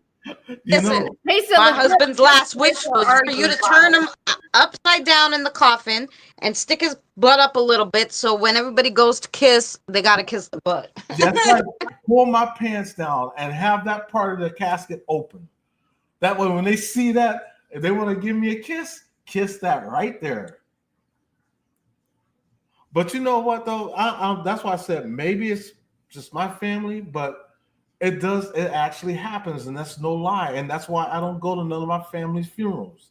I just don't, because it's always something. You know what? It's like they say, you can take people out of the ghetto, but you can't take the ghetto out of the people. Yeah. Well, now, like my family, we didn't exactly grow up in the ghetto, but however, my family, you put a drink or two in them, and they're talking smack all over the. That's true, sir, right there. And you give them 1 or 2, shots, and all of a sudden it's fuck you, fuck this, fuck that, and it's like, okay, forget it. Had it right there. I tell you what, I can't stand you. I never could stand you. I gotta go shit. Yep. And then the next day you remind them everything they said. I didn't say none of that. No, I didn't. Yep. That's not how I feel about you. I love you. That's not what you were saying last night. That's right. That is a truth serum. That's why I tell people all the time, I have ways of making you. So they eat first and then they fight, Shelly? My family rituals are funeral, lunch, bar, hopping, then the fights. Yeah. His is at the funeral. Mine's at the funeral. I mean, fist fight and Yeah, all. it's all ugly. out fist fight, and then eat afterwards. Like nothing happened. Like nothing happened. I'm like, okay, all right then. Yep, you swear they were Italian gangsters. Mhm. After they get done beating each other up, hey, how about that? That's a nice funeral they gave Johnny. Yeah, it was pretty good. Pass me that chicken there, will you? That's how they are, man. It's like it never happened. That's kind of like Service Pro. That's their slogan. Like it never happened. Like it never happened. Yeah. I'd be wondering if half your family's drunk when they come to the funeral. They get drunk before they even get there. Hey, Yep. is this Tommy's funeral? I thought I didn't know Tommy was white. When he turn right, when he sound the sun's on, maybe he'd be blacker than me. Oh shit! I'm drunk. Beautiful. So what? I'm drunk. Well, funny enough, my mother went to a funeral, and the person who she went to the funeral because my mother likes to show other people respect. So even though the person who died she hated, she went to the funeral because other people said, "Oh, you should go out of respect for so and so," So my mother went, and she was with somebody there, and they were talking, and they were laughing, and trying to cover, and they were laughing so hard they were like tears were coming down their face, and so everybody thought they were crying, and they were like, "Oh, look how upset they are, they're crying." And my mother was like, "I was laughing my ass off. I hated that dude." And I was like, "Oh my God, Mom, what's wrong with you?" I'm like, "Why bother going?" And she goes, "Nah, I wanted to make sure he was really dead." I was like, "Oh my God." That's messed up. My family kind of like that too, though. I mean, sometimes you go to a funeral, you see somebody crying. Black people, though, they do the total opposite. They're like, and then they don't lean, they just fall on your ass. I mean, they just don't. It's not a slow lean. This is real quick. Fall on your ass, and they say, "You're gonna kill me because that motherfucker dead." Bitch, get up. That's how my family is. I've seen an ad that says, "No flowers, no fuss, no funeral. Cheap cremation." I'm not kidding. That's what it said. No, that's good. That must have been a black funeral home. Cheap cremation, they put you out there on the grill. Hell yeah. Got some steak on there too. Just roll Johnny around a little bit. It'll be all right.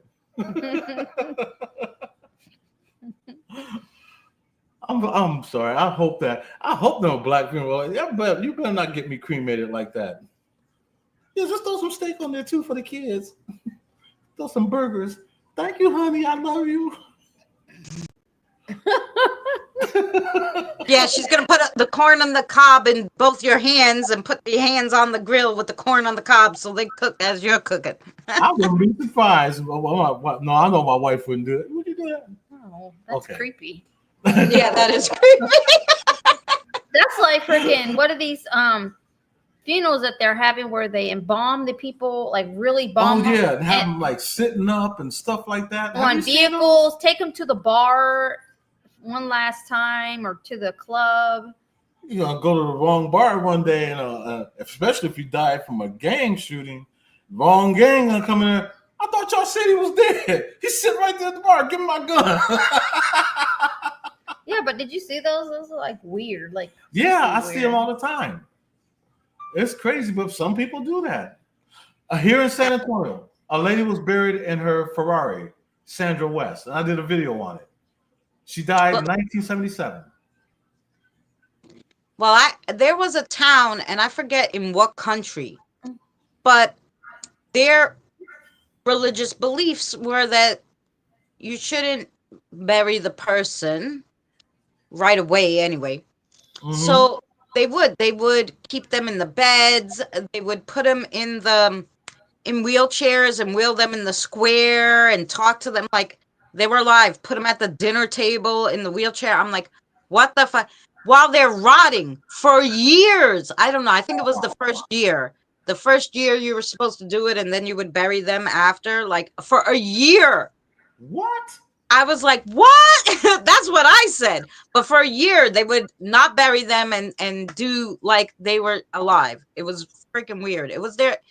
I forget why they said that that they believed that the religion they should do that, but yeah, it was crazy. Well, did you read what Mama and Angel wrote? She said, I've been in a funeral that while at the service, one of the three siblings had movers clean the house completely out, and that's where they had lunch. Everyone thought they were robbed. Yeah. Diabolical said, Christian, why aren't you in view? Move your Oh, camera. I was because I had the meters on, so you know. That's why I wasn't in view. Sorry. If we would have done it, we'd be like, where's Eddie and Jenn? They're invisible. We're talking to their spirit. Yeah.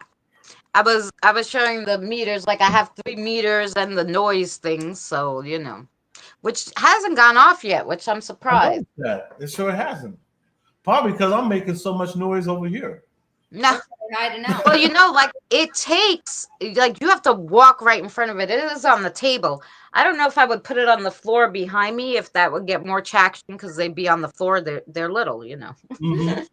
But oh, both meters went off when I said that. So should I put it down on the floor? Can you make it go off there? Maybe the little ones can't reach it. Okay, wait. I'm putting it on the.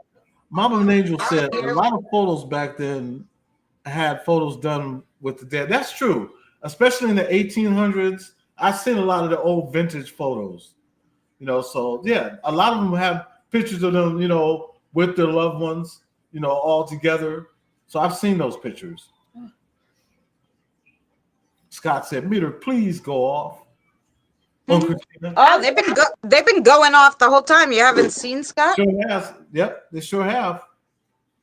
They love that one. They stopped playing with the other two, but they're still playing with that one. Yep, Mama and Angel family portraits. Yep. But the thing that I put on the floor is it makes noise if something goes by it. It's like a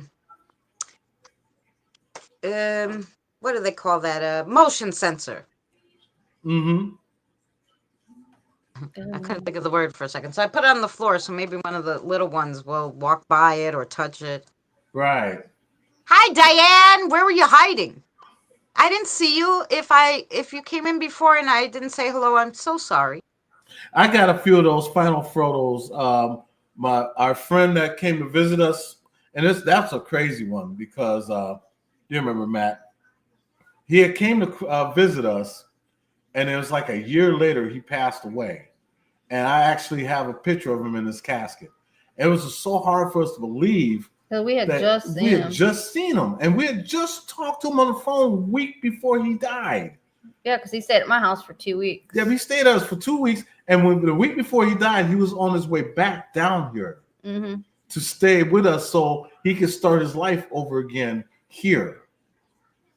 And then all of a sudden, he passed away from a seizure. Aw.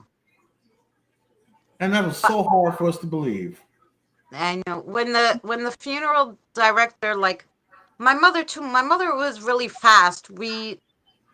She died a year from her cancer diagnosis, so we were really thinking, I don't know, that she was going to last longer because she was doing the treatments. I don't know, like, you know, we still weren't prepared. I don't think you're ever prepared, right? But like we still weren't prepared, even though for a year we knew she had cancer, right? Right. So her sister was in Greece, my aunt, and she couldn't come for, you know, because she had to get all the paperwork and whatever. And in Greece, the movie? Yeah, she was in Greece. She was in Greece in Athens, and she couldn't, even though you're in New York, even though she was a citizen of New York because she was born here, she couldn't, a citizen of New York, a citizen of the United States because she was born here. She had to get her passports updated and all this stuff, and so she wasn't going to be able to make it for the funeral.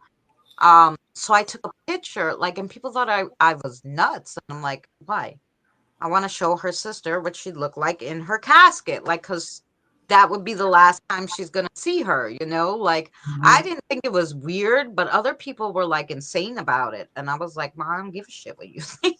Like, you know. Wow. That's my mother. If I want to take 25 pictures of her in her casket, I will. Right. You know, I got a picture of my dad before he passed away. That same night that the picture was taken is when he died. Because we were the last person he talked to.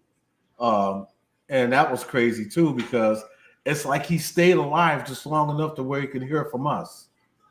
You know, because my brother called me and said, Dad wants to talk to you. And so I talked to him.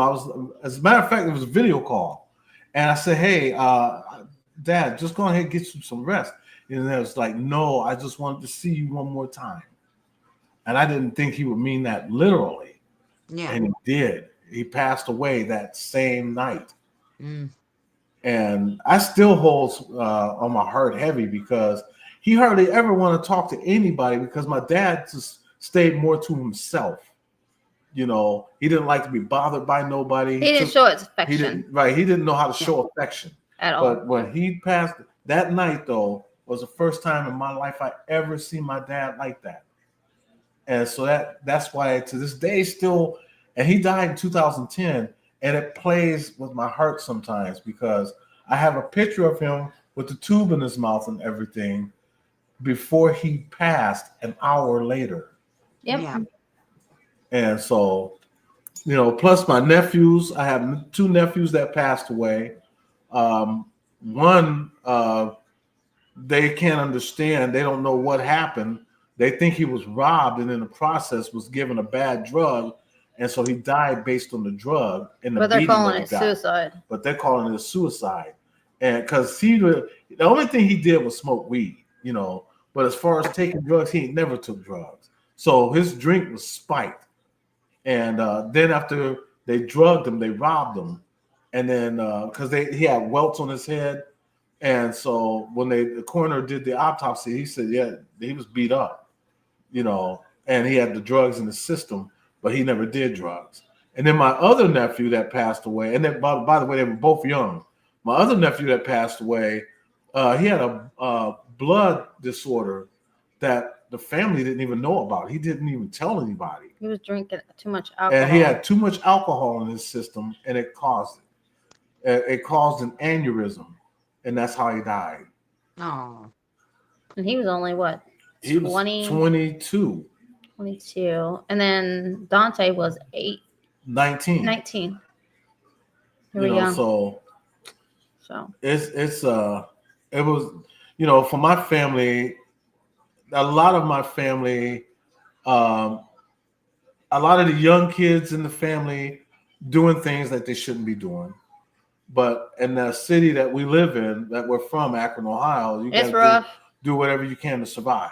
It's almost like the Bronx. Right. Yeah. And they hang out with the bad crowd. It's real rough. Corey, he's in here. He can tell you all about the city.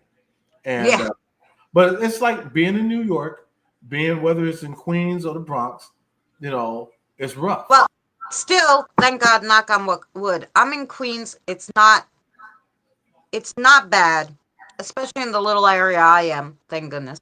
Well, Bronx is terrible. Parts of Brooklyn are just horrific. It just depends what part you're at. Right. You know, like anywhere else.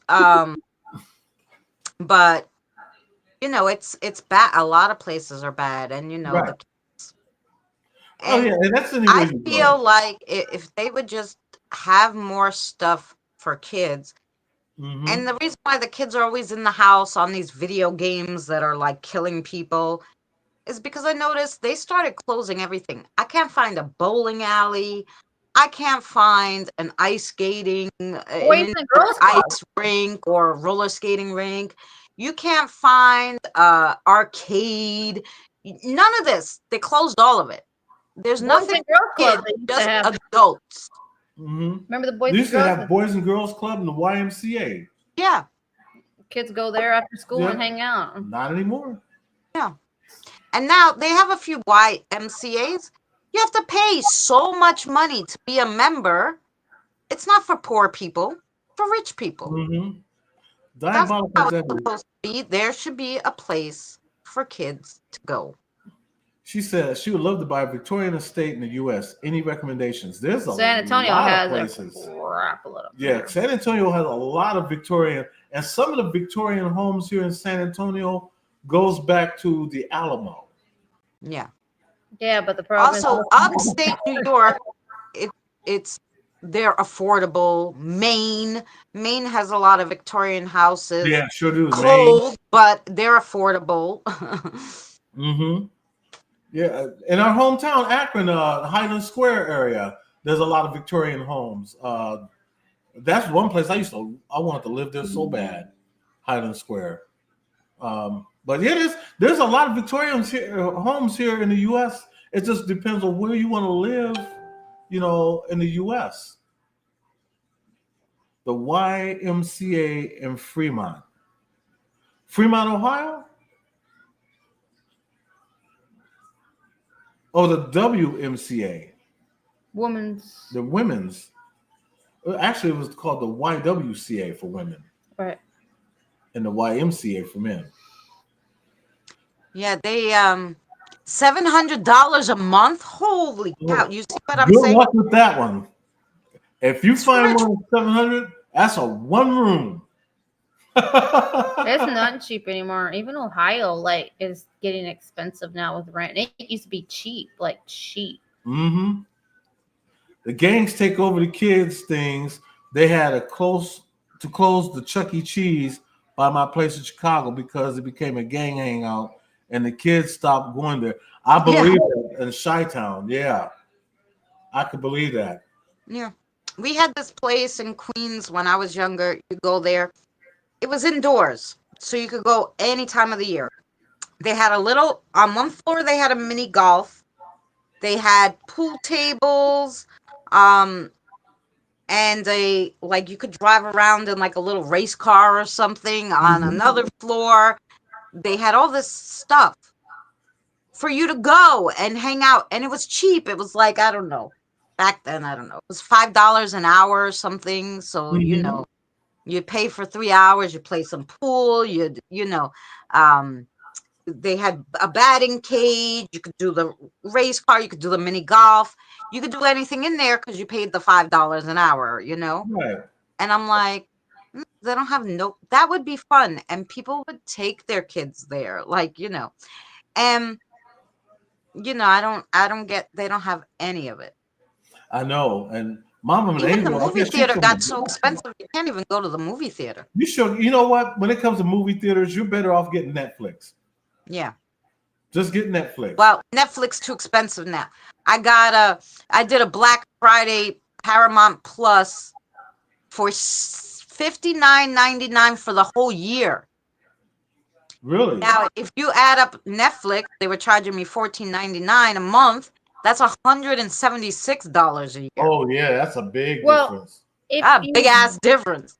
Yes, it is. If you have the Walmart app, if you get that Walmart membership thing every month, and if you get food stamps, I just now found this out. You're eligible for, it's $7 a month for the Walmart membership app, and you get Paramount for free.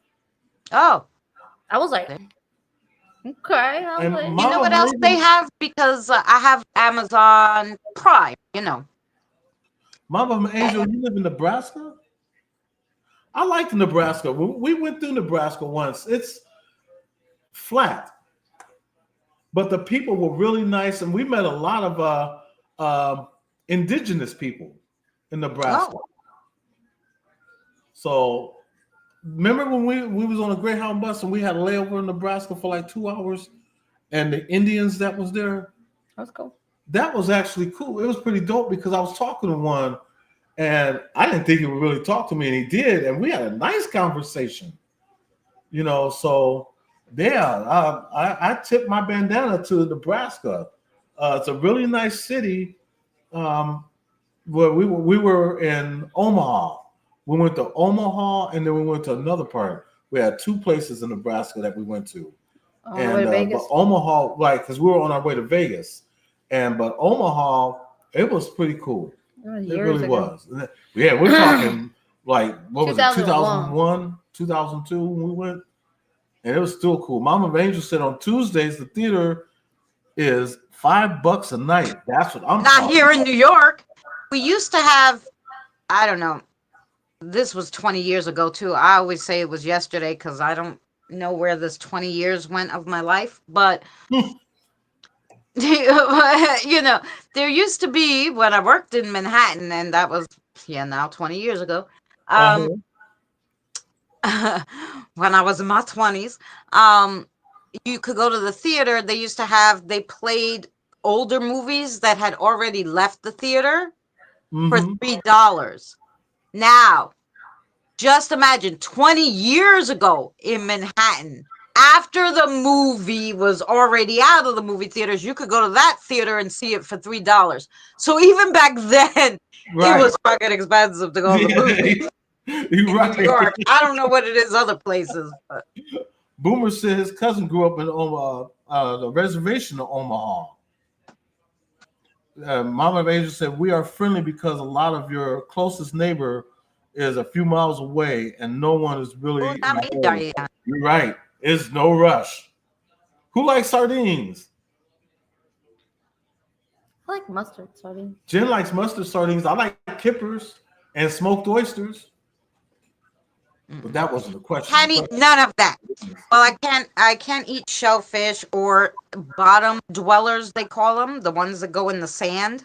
Mm-hmm. And sardines are in the sand, I think, so I can't eat those suckers, even if they're too salty. You could smell the salt on those suckers. I would It's try it crazy. in. It's crazy for me because I'm allergic to shrimp, but I can eat crab and lobster. It's weird. Really? No, I Yeah. can't. I found out I was allergic to shellfish because my parents gave me lobster when I was 12 and I broke out. I can't.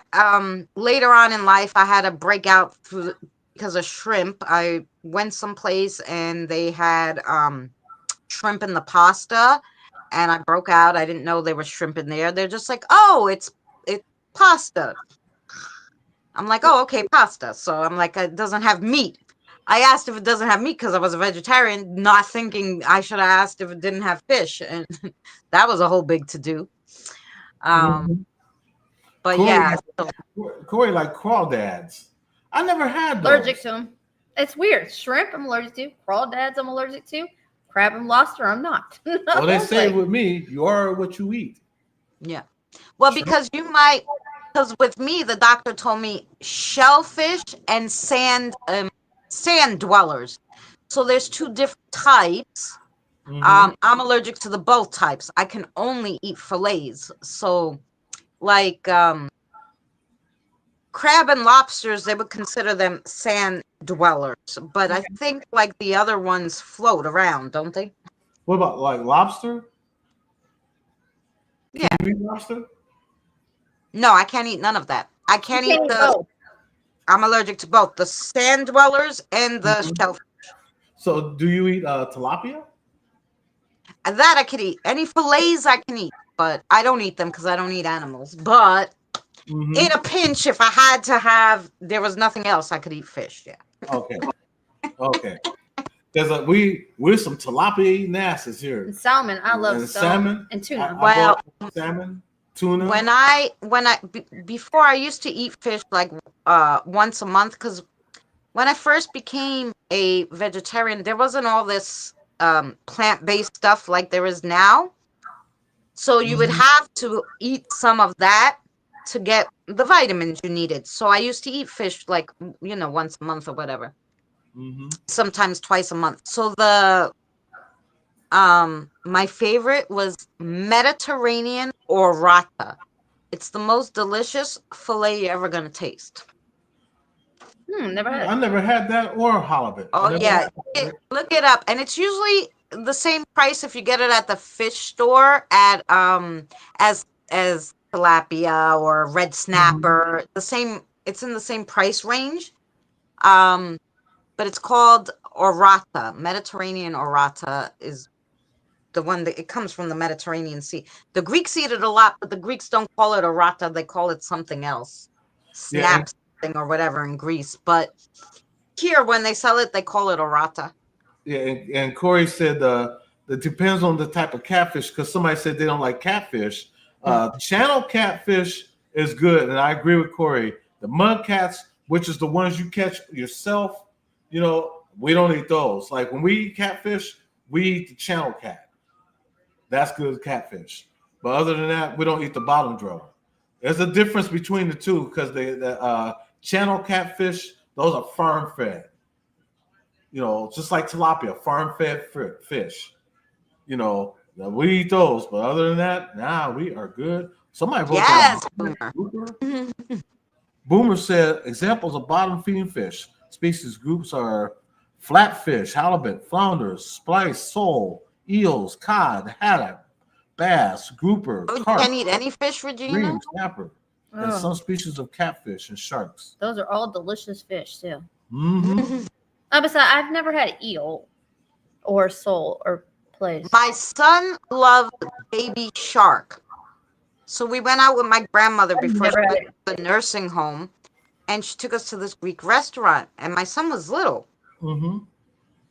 And he looks at the menu and he says to her, I want baby shark. And she looks at me and she goes, will he eat it? I said, oh. So I turned around and I go, if you order it, you have to eat it, whether you like it or not. And he goes, no, I'm going to eat it. I like fish. I said, okay. Every time she took him to that restaurant, he ordered the baby shark. He said, this is the most delicious thing ever. You want some? I go, no, I don't know if I'm allergic to it or not. I just don't want no damn shark. But he damn loved it. Andrew said calamari is good, octopus is chewy. Yeah, because calamari is octopus. I don't eat those. You got to know how to cook duck because you will mess it up with it being greasy. Duck is so good. Duck is good. And No, he's no, right. Diane, when my son was that age, there was no baby shark out. Anyway, I didn't let him watch that stuff. Baby shark. But he saw it on the menu and he was like, I want to eat that. Yeah, I'm with Boomer on that. I don't do eel, squid, or octopus. None of those. I don't eat If you order fish and chips, it's basically shark. Oh, see that? That's good to know. I've never ate shark. I played card shark though.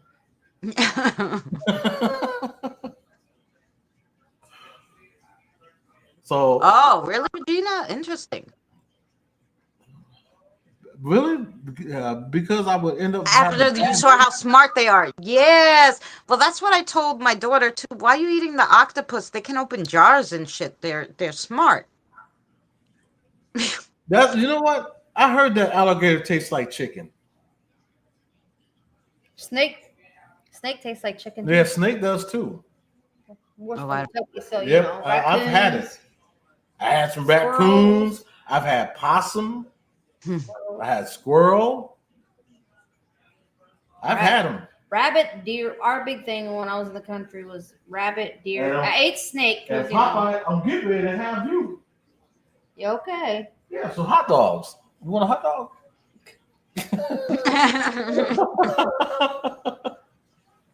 I'll eat some, and but I'm not going that far. No. But we also have to watch what we give the kids too. Yeah. So we do have to watch them, especially Manny, because we have to try to manage Manny's weight down.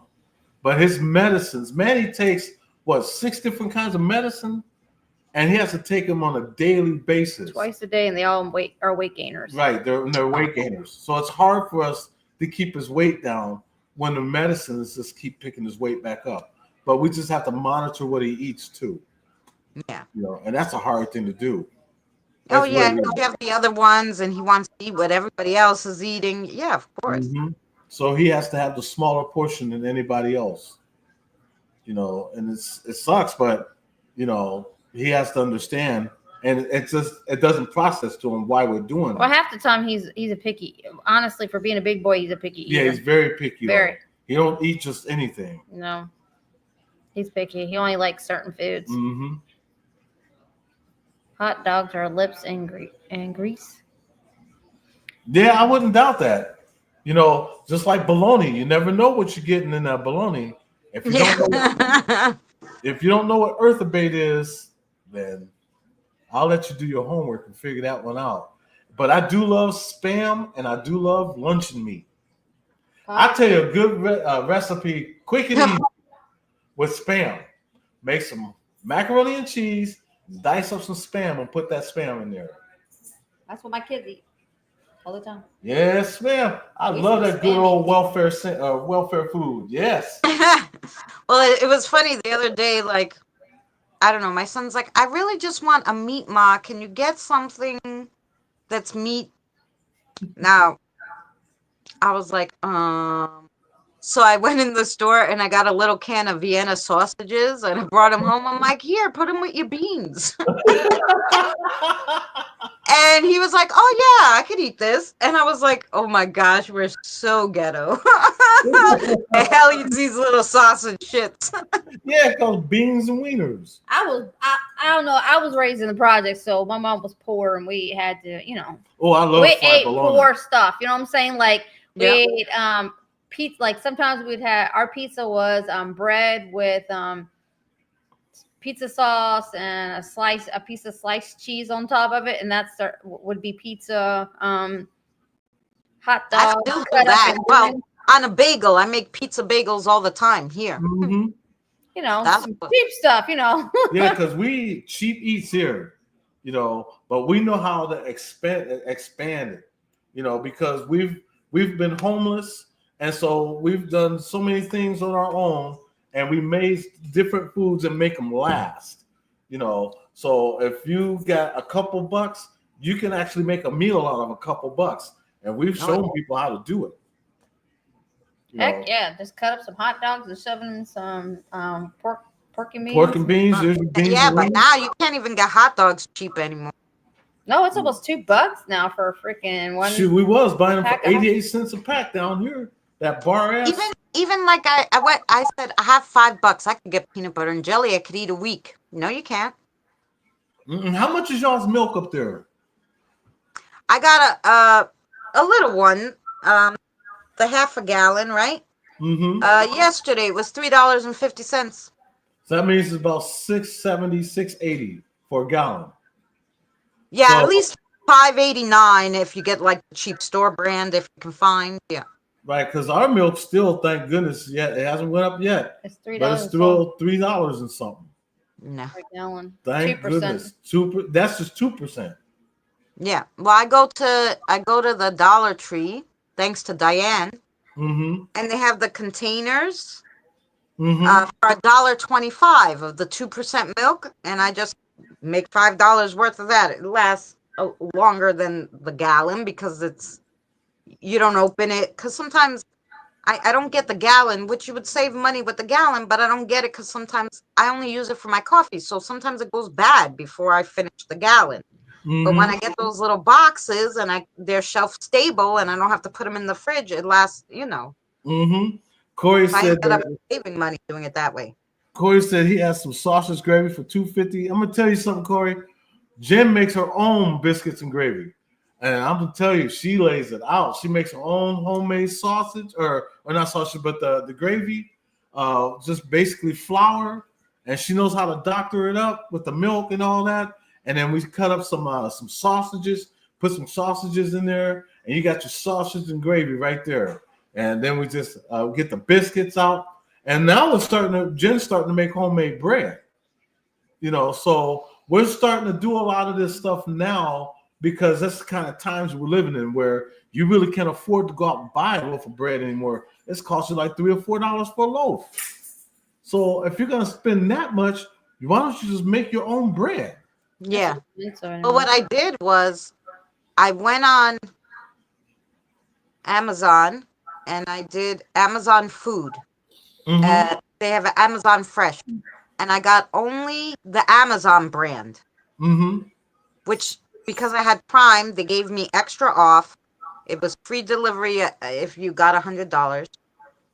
I got food for 2 months 87 items, Mhm. all their brand, for $200. Wow. Free delivery. 87 items. I can't get 3 from the supermarket for under $20 sometimes. And you're right. That's good. Yeah. That's good. Yeah, because shit's expensive. Oh god, they got so expensive for groceries here. Yeah, it sure has, especially going to Walmart and all that. I'm gonna create my own store. I'm gonna call it Stuff Mart. The place where you go to buy lots more stuff. Stuff, yes. You can't even save $100. They just go $100. Shoot, $100. People laugh at you anymore. $100. Yeah. They don't even give you what thing of hamburger.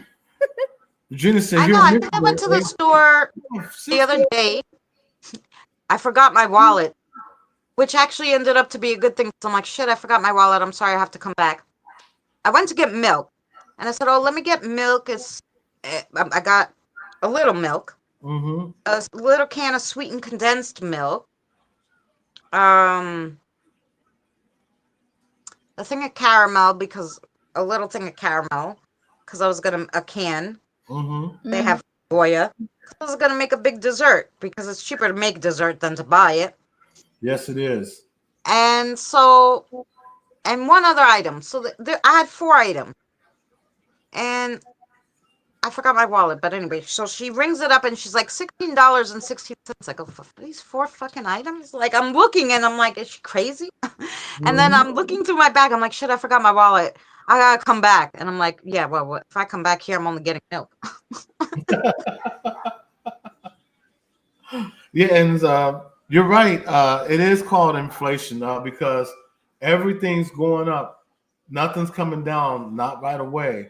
So my best bet and your best bet is make it yourself. Yeah. Try to. Well, I haven't ordered food out for about 2 years at least. Yeah, but it's I haven't got anything outside. I've made everything. Yeah, but it's getting to the point now where it's cheaper to go fucking to a restaurant, buy your food already cooked, than it is making it at home because stores are so expensive for you to make the food is the same price as buying it already made. They want you to tip the cooks and everybody. That's the escape. Well, that's why I say, like, look into the Amazon Fresh. I don't know if they have it near you. I'm sure they do. I'm quite sure they do. And just get their brand. I don't know what it's called. Amazon. They have Amazon Fresh brand and their Happy Belly, it's called, or something. And if you get their brand, and it's good, some of their stuff is better than the name brand stuff. Like their cheese was totally fine. It was like if you have Aldi's cheese, it was like totally fine. I don't have an Aldi's near me anymore, but I buy fresh fruit and make jelly. Oh yeah, because jelly got expensive. I make it with frozen fruit because the fruit is. I think they wanted $5 for strawberries over here. I was like, you're dumb. That ain't happening. Go and buy 2 for $5 the bags at big bags of the frozen ones on sale. I used to love Aldi's too, Corey. Aldi's and Save a Lot. We don't have those here. We don't have those here. Aldi's here is called Trader Joe's, but it's the rich. It's out there where the rich people live, and so I like parking our truck next to a Maserati or something like that because it makes our truck look good. Trader Joe's usually has fair prices. I know the one over here used to. I haven't gone there in a long time because it's far away. Like you said, it's actually near the cemetery where my father and my grandparents are buried. But I can't, like, it's a lot of traveling. You gotta take a train, a bus. So I'm like, no, I don't have any Aldi over here anymore. I have the other one, the Lidl or Little or whatever they call it. I don't like their food compared to Aldi's. They suck. Yeah, we don't have cheap places here. Only grocery stores they have here, allowed to have here, is a Target, Walmart, and their H-E-B brand. Or Kroger, Kroger's well, not Kroger's, here no more. That's right. They left here. All we have here is H-E-B, Walmart, and Target. That's the only grocery stores here, and they're all like high end. You know what I'm saying? Like there is no. Yeah, there's no like key foods or trade fairs or food marts. Nope. That's why you gotta check out Amazon Fresh. I'm telling you, they'll probably Only place deliver that over we there. have here. Only place we have here is this local family owned place. It's called Triple Freight, and it's cheap. Shit, like oh my god, their food is cheap, but getting there is like when we have time or our vehicles fixed together because it's like on the other side of San Antonio, and here San Antonio takes like almost an hour to get to each side of town. No. So That's how big the city is. So Woolworths over there? No, really? Wow. Y'all got a Woolworths? you got a Woolworths? I haven't I'm like, seen a didn't that Woolworths close in down like 50 years ago? No, not 50. I haven't seen- 35. I haven't seen a Woolworths since I was a kid. I haven't seen one since yeah. we lived in Akron. It was in downtown. Hi, Misty. Hey, Misty is in the house. Hey, How you doing, Misty? And don't forget, Misty, tomorrow night, that's our special guest.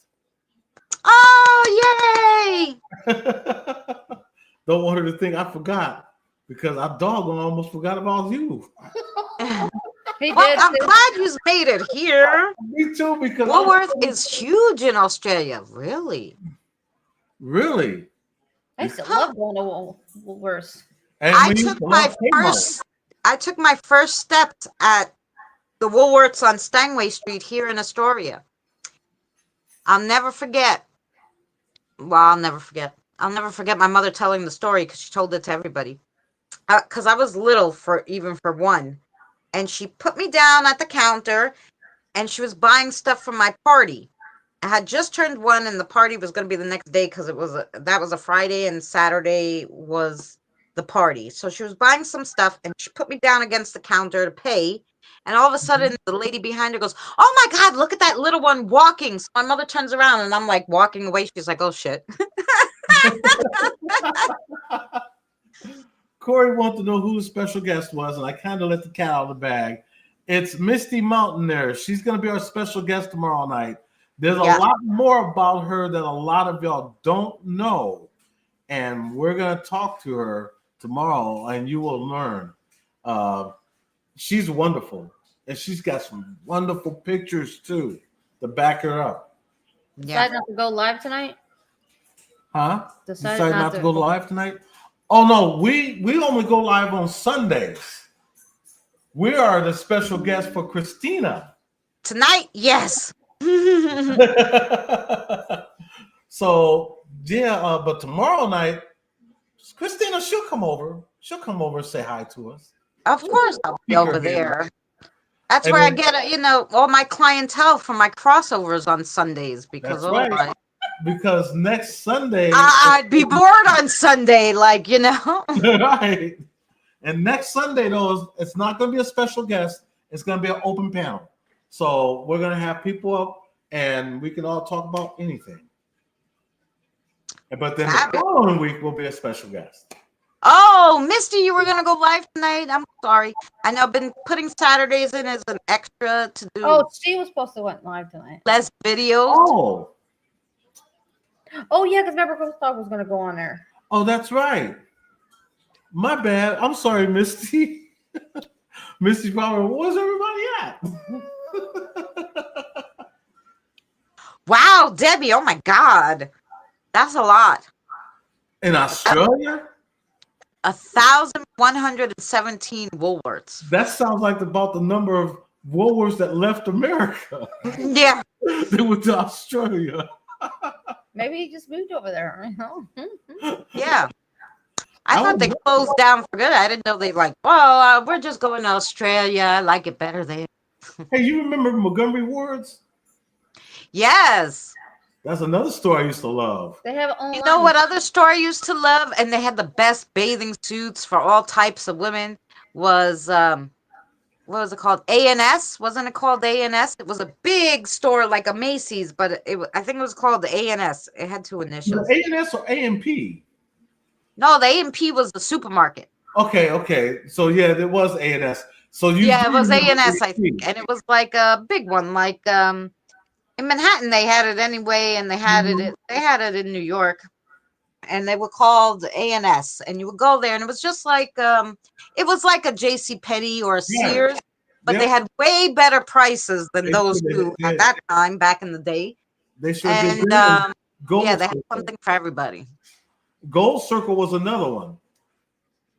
It was Now that one I don't know. Gold Circle and Hills. Let me see. Gold Circle, Hills, and there was Clarkins. That maybe they weren't there where you are, because we also had Gaylords. I'm talking back in the 70s and 80s. Jeans West. But I used to work for Oak Tree in Jeans West. That's back in the early 80s. I actually used to be a clothes salesman. You know. No, there you go. Yeah, and you know the Miami Vice style. You know, that type of clothing. That's what I was selling for at Jeans West and Oak Tree Menswear. You know. Well, when I was very young, I sold clothing too. I sold for Eddie Bauer. Oh, really? Yeah. That's a good brand. That is a good brand. Yeah, I used to do Eddie Bauer. I worked at Victoria's Secrets too as a foundation, which was their bra room salesperson. And then I worked for a long time, which was my favorite, at FAO Schwartz. Wow. Mm-hmm. And I used to be a car salesman too. Oh, I didn't sell no cars now. I sold toys, clothes. I did. I used to sell cars. I sold clothes and cars. Oh, there ain't no Kmart's. I don't think anywhere. That's true. I think you can shop Kmart online though. Really? I think them and I think they shut the last one that was in Manhattan pretty recently, a year or two ago. I say a year or two ago is probably 20 years. Who the fuck knows? But recently for me anyway. I used to make fun of Toys R Us. I used to say if it was black on it because we be toys and stuff. And then what happened? They actually came out with a We Be Toys.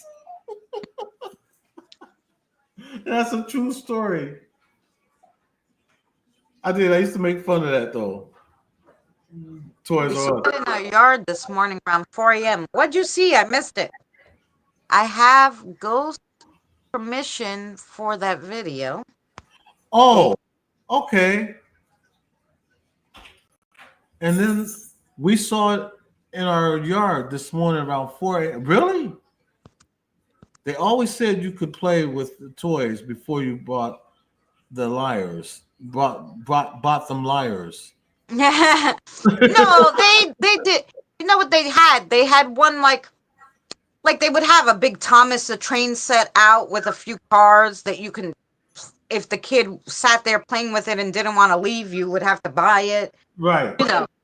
So they had one display toy which you could play with, to see if you liked it, and then you had to, but then you couldn't open anything. You had to play with the display toy and then go buy the toy. I used to be on their bikes and riding around Toys R Us. Oh man, we had a blast in Toys R Us when we were kids. Quonset Hut, Corey, that the old Quonset Hut that's over there on Britain Road. I used to work there. I sure did. I worked there as a corner of Britain Road and I want to say Alfeda Avenue. Actually, it might not be Alfeda, but it's right there on Britain Road in Akron. And the last time I was there, as a matter of fact, the last time we were there in Akron 4 years ago, they still had the Quonset Hut sign still up. And but yeah, I used to work in that store when it was Quonset Hut, all the way up to when we closed. I sure did. Yeah, why are you so clinky? Why are you clinky today? You got so many posters from there? Yeah, and it was the one on Britain Road, right? Because I think that was it was the last one left, and I was working there, and then they went out of business. But the sign was still there 4 years ago when I was visiting. So nobody bought the building? Gosh. No, and the sign was still there from when it was Quonset Hut. Quonset Hut was a record store. They sold records and CDs and tapes back in the day, and I used to work there, and I worked there for a long time. I was assistant manager, And I Oh, had fun there. It was I love dealing with music, and that was my thing right there, working there. Man, I miss the blockbusters. And Blockbuster Video, Blockbuster video yes. times. oh. There was this place in Manhattan down in the Village. I used to love going there. What they did was, back in the day, it wasn't like when CDs first came out. I'm gonna say back in the day when CDs first came out. There wasn't all these platforms where you could listen to music. There was the radio, right? Right. And so the radio played the hit song from the CD, right? Mm-hmm. So when you were going to buy a whole CD, you didn't know what the frick was going to be on there. Am I going to like this CD because I like this one song? I don't know. You'd buy the CD, which wasn't cheap, was like $15, $20. And then you get it home and you only like that one song. So, people would get rid of them, right?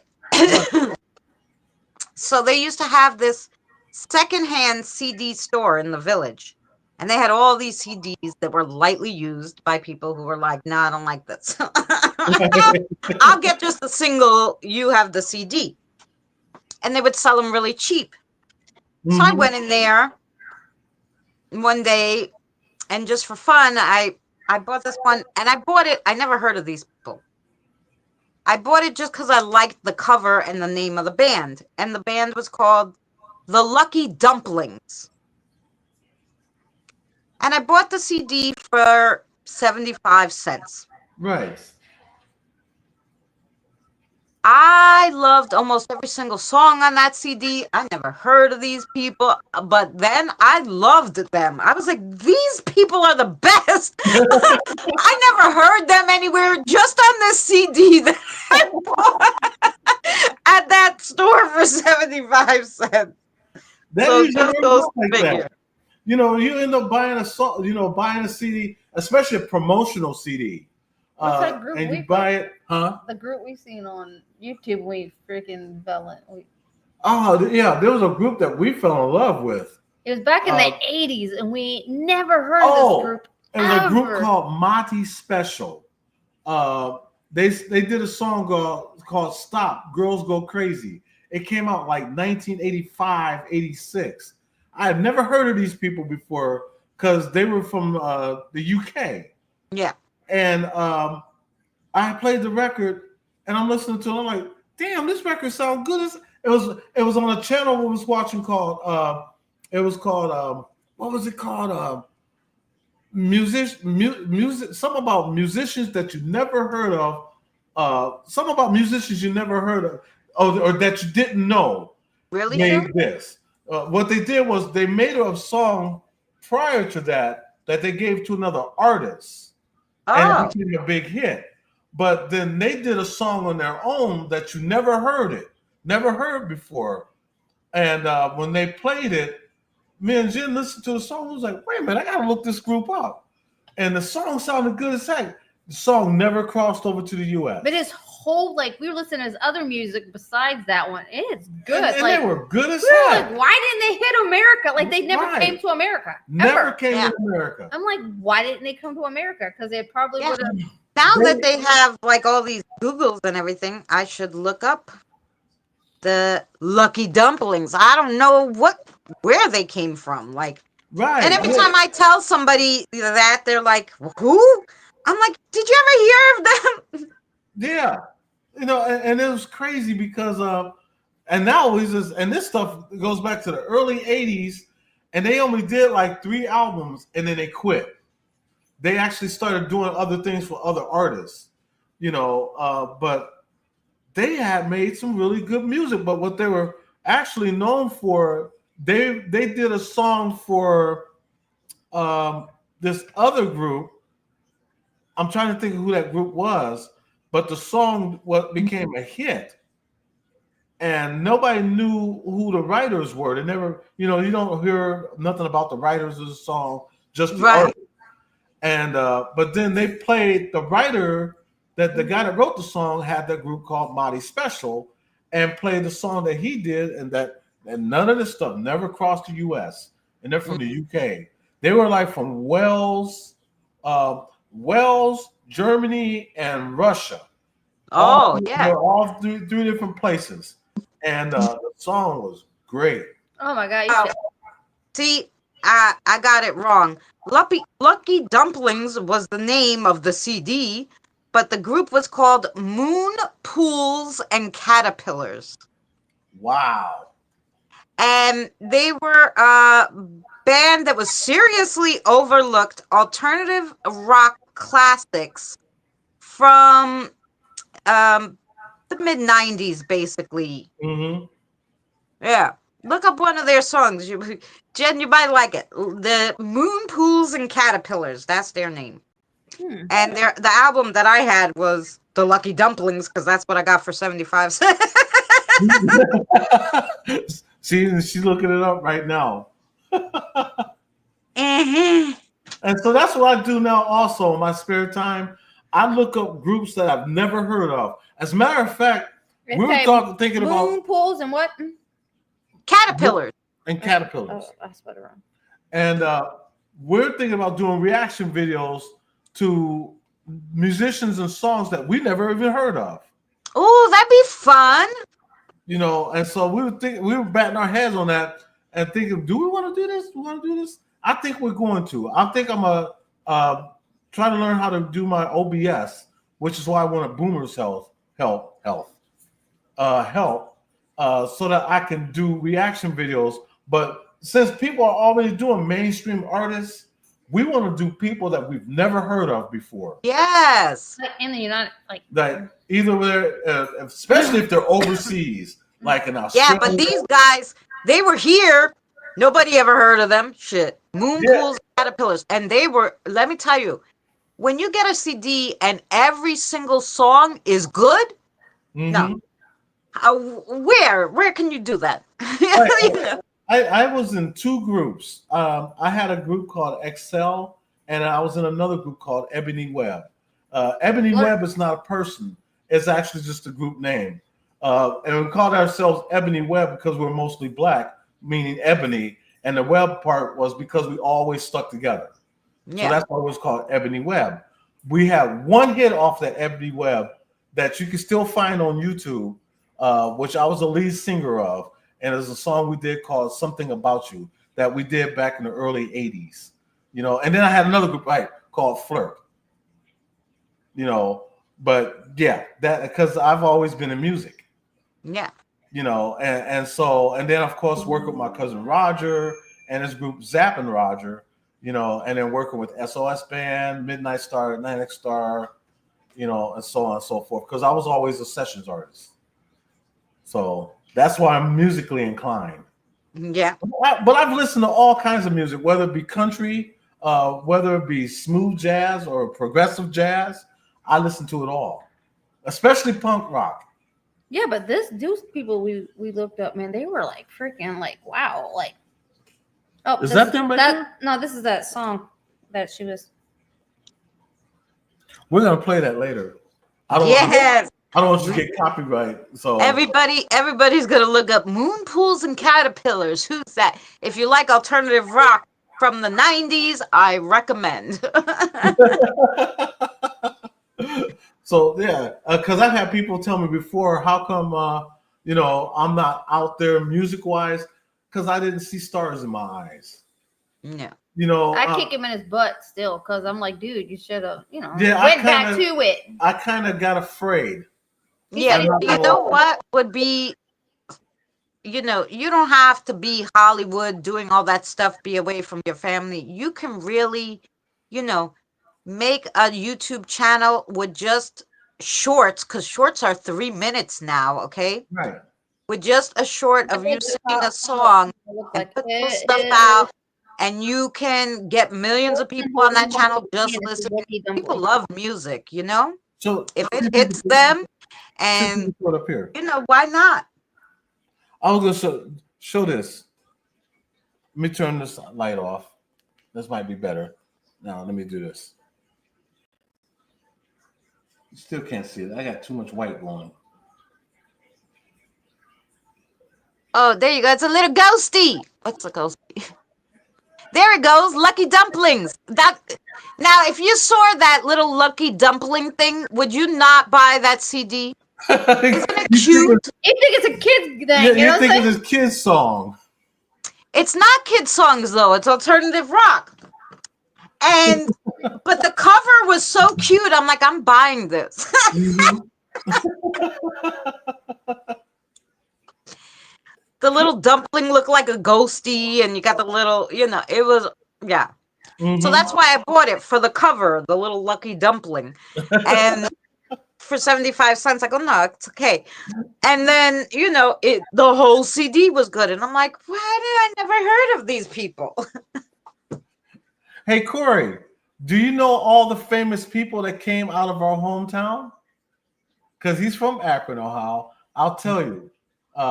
Besides LeBron James, because I went to school with his mom, Gloria.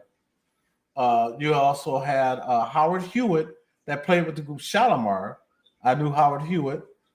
You also had the group Switch, because I knew Philip Ingram, who was the younger brother of James Ingram. James Ingram, of course, is also from Akron, Ohio. They used to live on Fuller Street, and I lived right down the street from him. Judith Resnick, who died on the Space Shuttle Challenger.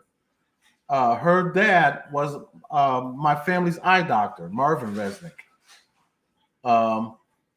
The one lady, Mary Mastanato, she played on CSI, but she's from Akron, Ohio. Clark Gable lived in Akron, Ohio. What's his name? Stephen Curry was born in Akron City Hospital, who plays for the Golden State Warriors. He was born in the same hospital LeBron was born in. Yeah, go figure. A lot of famous people came out of Akron, Ohio. And I just so happened to have been, if I would have stayed in music, kind of like my mom and dad said, they were hoping I would stay. I had 2 bands, actually 3 bands. It's just that this is what happened. Okay. I had one band, we were called Flirt. And we were given this big contract from Solar Records. So we go to Los Angeles. And I don't know what it is about money. One of the things that people don't really pay attention to is the contract. They wanted us to sign the contract without really reading it. Now, if you don't know what a 360 contract is, okay, I'm gonna sum it up to you in a nutshell. A 360 contract, which still goes on today, is they will front you the money, okay, to do whatever you want with it. Go buy your house, this, that, and the other. They're gonna give you like $250,000, okay, but you're gonna pay that money back. Mm-hmm. And the way you're going to pay it back is through music. So you're going to sign a deal for at least a 2-album deal or 1-album deal. And when you get this money, you also have to go to the recording studio that they refer you to, not your own studio. You have to go to where they refer you. Now, once they refer you to that studio, you're going to make your record. That record becomes theirs. That's their music. You don't own no rights to it because you signed off on it, on that 360 contract. So they've already paid you. Now you got to go out, you got to do concerts, you got to promote the record. They're going to also pay for, you got to pay for the promoting. They're not paying for the promoting. That's on you. So that money that they gave you, you got to pay for promoting.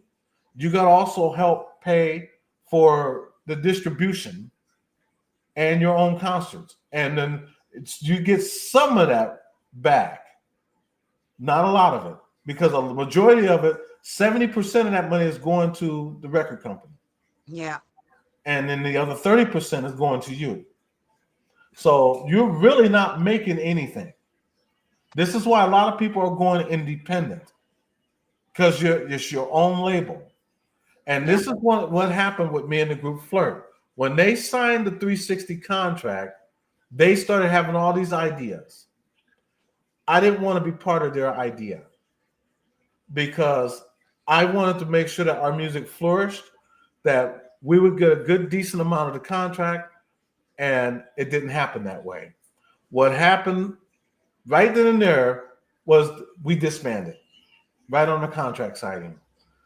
Carlos, who was one of our singers, he was a lead background vocalist.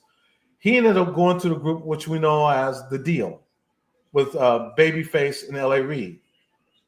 So he ended up going with them. Another guy ended up working with, actually helping get the group Poison discovered. So everybody all of a sudden started going in their own avenues. The only person that really didn't go anywhere was me, because I just wanted to be a sessions artist. I just like to play music. I didn't want money. I just wanted to be heard. And so my cousin Roger at the time seen my talent and taught me how to use the talk box. And I started working with him. Through him, I started working with Midnight Star, Atlantic Star, all these other people that was in the music industry, Lisa and Cold Jam, Full Force MDs, Ohio players. I started working with all these other bands, and I was just a sessions artist. I was also getting paid under the table, because if they paid me, everything's like 1099. So if they paid me, they have to include me on the 1099. And if they include me on the 1099, that means if they got any certified albums or big plaques or anything, I get a plaque too. Yeah. Because I was part of that growth process. So instead, they all paid me under the table. So that's why I never claimed any taxes, because I was getting like $5,000, $6,000, $7,000 per song. Yeah. And I made good, but after a while, I just didn't see stars in my eyes. And that was Prince. Yeah, that was Prince. That was the reason why Prince had the word slave on his face, and he became a symbol because of what the music industry was doing to him. They made him change his name. They made him change his name because he didn't own none of his masters. His name. He didn't own his name or nothing. So Prince bought his name back, which was his God-given name. His name was Prince Rogers Nelson. So he ended up paying for his name, and then he decided to not renew his contract with Warner Brothers, and he decided to go on his own thing through Paisley Park, which was his record label, which was smart because now Warner Brothers can't touch the rest of his stuff. That's his. So he went underground and started doing his own thing. When he came out with the Sign of the Times and all that stuff. So Prince was smart. People to this day now gravitating off of what Prince did. So they're doing their own music. The indie label doing their own thing. So it's smart. That's what a record company is. I mean, and that's why I left it. I don't have no regrets. It's just that when it came to my group Flirt, I wish we would have lasted, because the thing that made me mad about the group The Deal was I did a song. Me and Carlos wrote the song. It was called Body Talk. Carlos gave his new group the rights to the song, and I got no royalties from it because I was one of the main writers of the song. So if you go on the Deal's record and you see the song Body Talk, I was one of the main writers of that song. The song that came out 2 occasions, I was one of the writers on that song. I only think of you on 2 occasions. That's day and night. I was one of the writers of that song, and I got no royalties. And that's the only thing that I'm really mad about. But I forgave, because don't let the past be your present. That's right. So it's just water under the bridge. Me and Carlos are back to talking again. And the same with me and LA and Babyface. We're back to talking again. And that's why I told people if I really wanted subscribers, there's a lot of artists that will say my name and say who I am or say what I did. And I would have 200,000 or 300,000 subscribers, but I want to be organic. That's why I got my family included. So that's why the music industry is very tricky. You really got to watch what you're doing out there. Be very careful. You know. Yeah. Mama and Angel said, "Let me hear your body talk. Your body. Yep. Body talk. Talk your body to me. Body talk. Yep. So yeah, and I don't hold no regrets. I appreciate the Lord, the universe, for letting me do that to showcase my talent. It was something that I can pass on to my kids, which is why I do YouTube. What is that? You get a phone call? No, text message, I guess, or messenger. Somebody messaged me. so yeah, and that's the only thing that made me mad about the music industry. But then I thank God for my cousin Roger who saved me. We did a song years ago called Computer Love. And that song goes back 1985. This man was way ahead of his time because he's talking about computer dating in 1985. 1985, talking about computer dating. Hey, there wasn't The even no song computers Computer then. Love. And it became a huge hit. You know, so, and if you know that song, I Want to Be Your Man, that's my cousin Roger. But if you don't know who that is, if you heard the song California Love By and Tupac. the talk box on the beginning of it, California Love, that's my cousin Roger. And that was on Tupac's album, All Eyes on Me. That's how big he changed the style of R&B music to where it is today. And I'm so thankful and blessed to have ever been able. I had the chance to work with him, to know him, Gothic. and it was a blessing. And I miss him so much because he died murder-suicide. His brother killed him, then killed himself. And I miss him every day, but I still use the talk box. That's why if you hear some of the beginnings of my intros with the talk box, that's me. I do my own music. A lot of my music that you hear on my videos, that's me. That's my music. Have a good night, Regina. But I rambled on enough. It's Good that night, Regina. I had to share that though because I still No, that's okay. Today was a get to know you guys. I didn't really have too many questions set up, but I really didn't ever hear, I don't think, the beginning of how Jen really got into it and how you guys started together. So I'm glad that we got to know that in the beginning too. So, now we know them inside and out, guys. Yep, now especially Jen. Yeah. So I want to thank everybody for being here. I want to thank Christina for having us on. She is a wonderful, wonderful blessing. We love her as if she was our sister. As a matter of fact, she is. You know. Yep. I'm your sister from another mister. That's right. And we appreciate you so much. That's what family we appreciate you guys too. Thank you so much for joining us tonight. Thank you everybody for hanging out, boy. And you did it good too. Come on, 3 hours we've been here talking to you guys. Oh my God. And we didn't bore nobody? I know, right?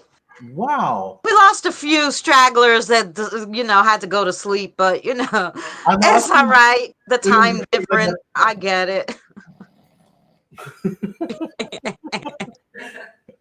They were waiting for me to say, and that's it. Oh, what did I miss? Huh? No, thank you so much. See you tomorrow at Eddie and Jenn's. Like I said, if you do not know Eddie and Jenn, their link is pinned in the chat there. So just grab them. They'll be on tomorrow, 9 p.m. Eastern Standard Time.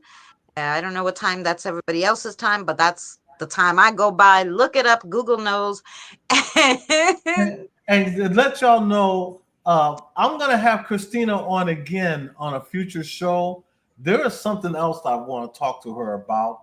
We're going to explain that when that time happens. Oh yeah, and then we're gonna try. Eddie and I are gonna try to get together and do some kind of back and forth spirit Yeah. stuff. Yes, I'm really down with that. I think that'd be pretty dope. That'd be cool. Actually. Yeah. So we'll be doing that. So yeah, and we could do it even. You know what I like about StreamYards now? You guys can stream it to your channel. Mm-hmm. So we can have it on both channels doing it. And yeah, so it'll be interesting. So viewers that don't have me can still see you guys doing it. And yeah, it should be fun. That should be fun. All righty then. Alrighty then. Okay. Thank you guys so much for joining me and keeping me company this Saturday night. To everyone in chat too, thank you so much for coming. We will see you guys tomorrow. I am going to hit us up with a end stream, closing out kind of. I must have something somewhere. You know me. You know me.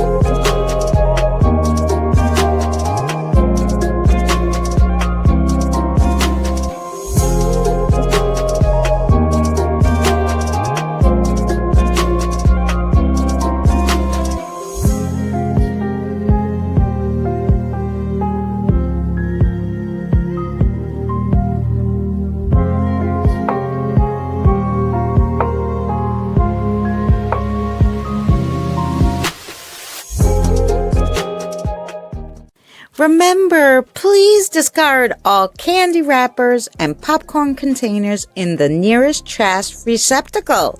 Thank you. We are so glad you came. Okay, bye-bye now. Bye-bye. Bye. Is everyone gone? Huh? Good. Oh my gosh, my cheeks are killing me. I can't keep smiling like this anymore. I'm exhausted.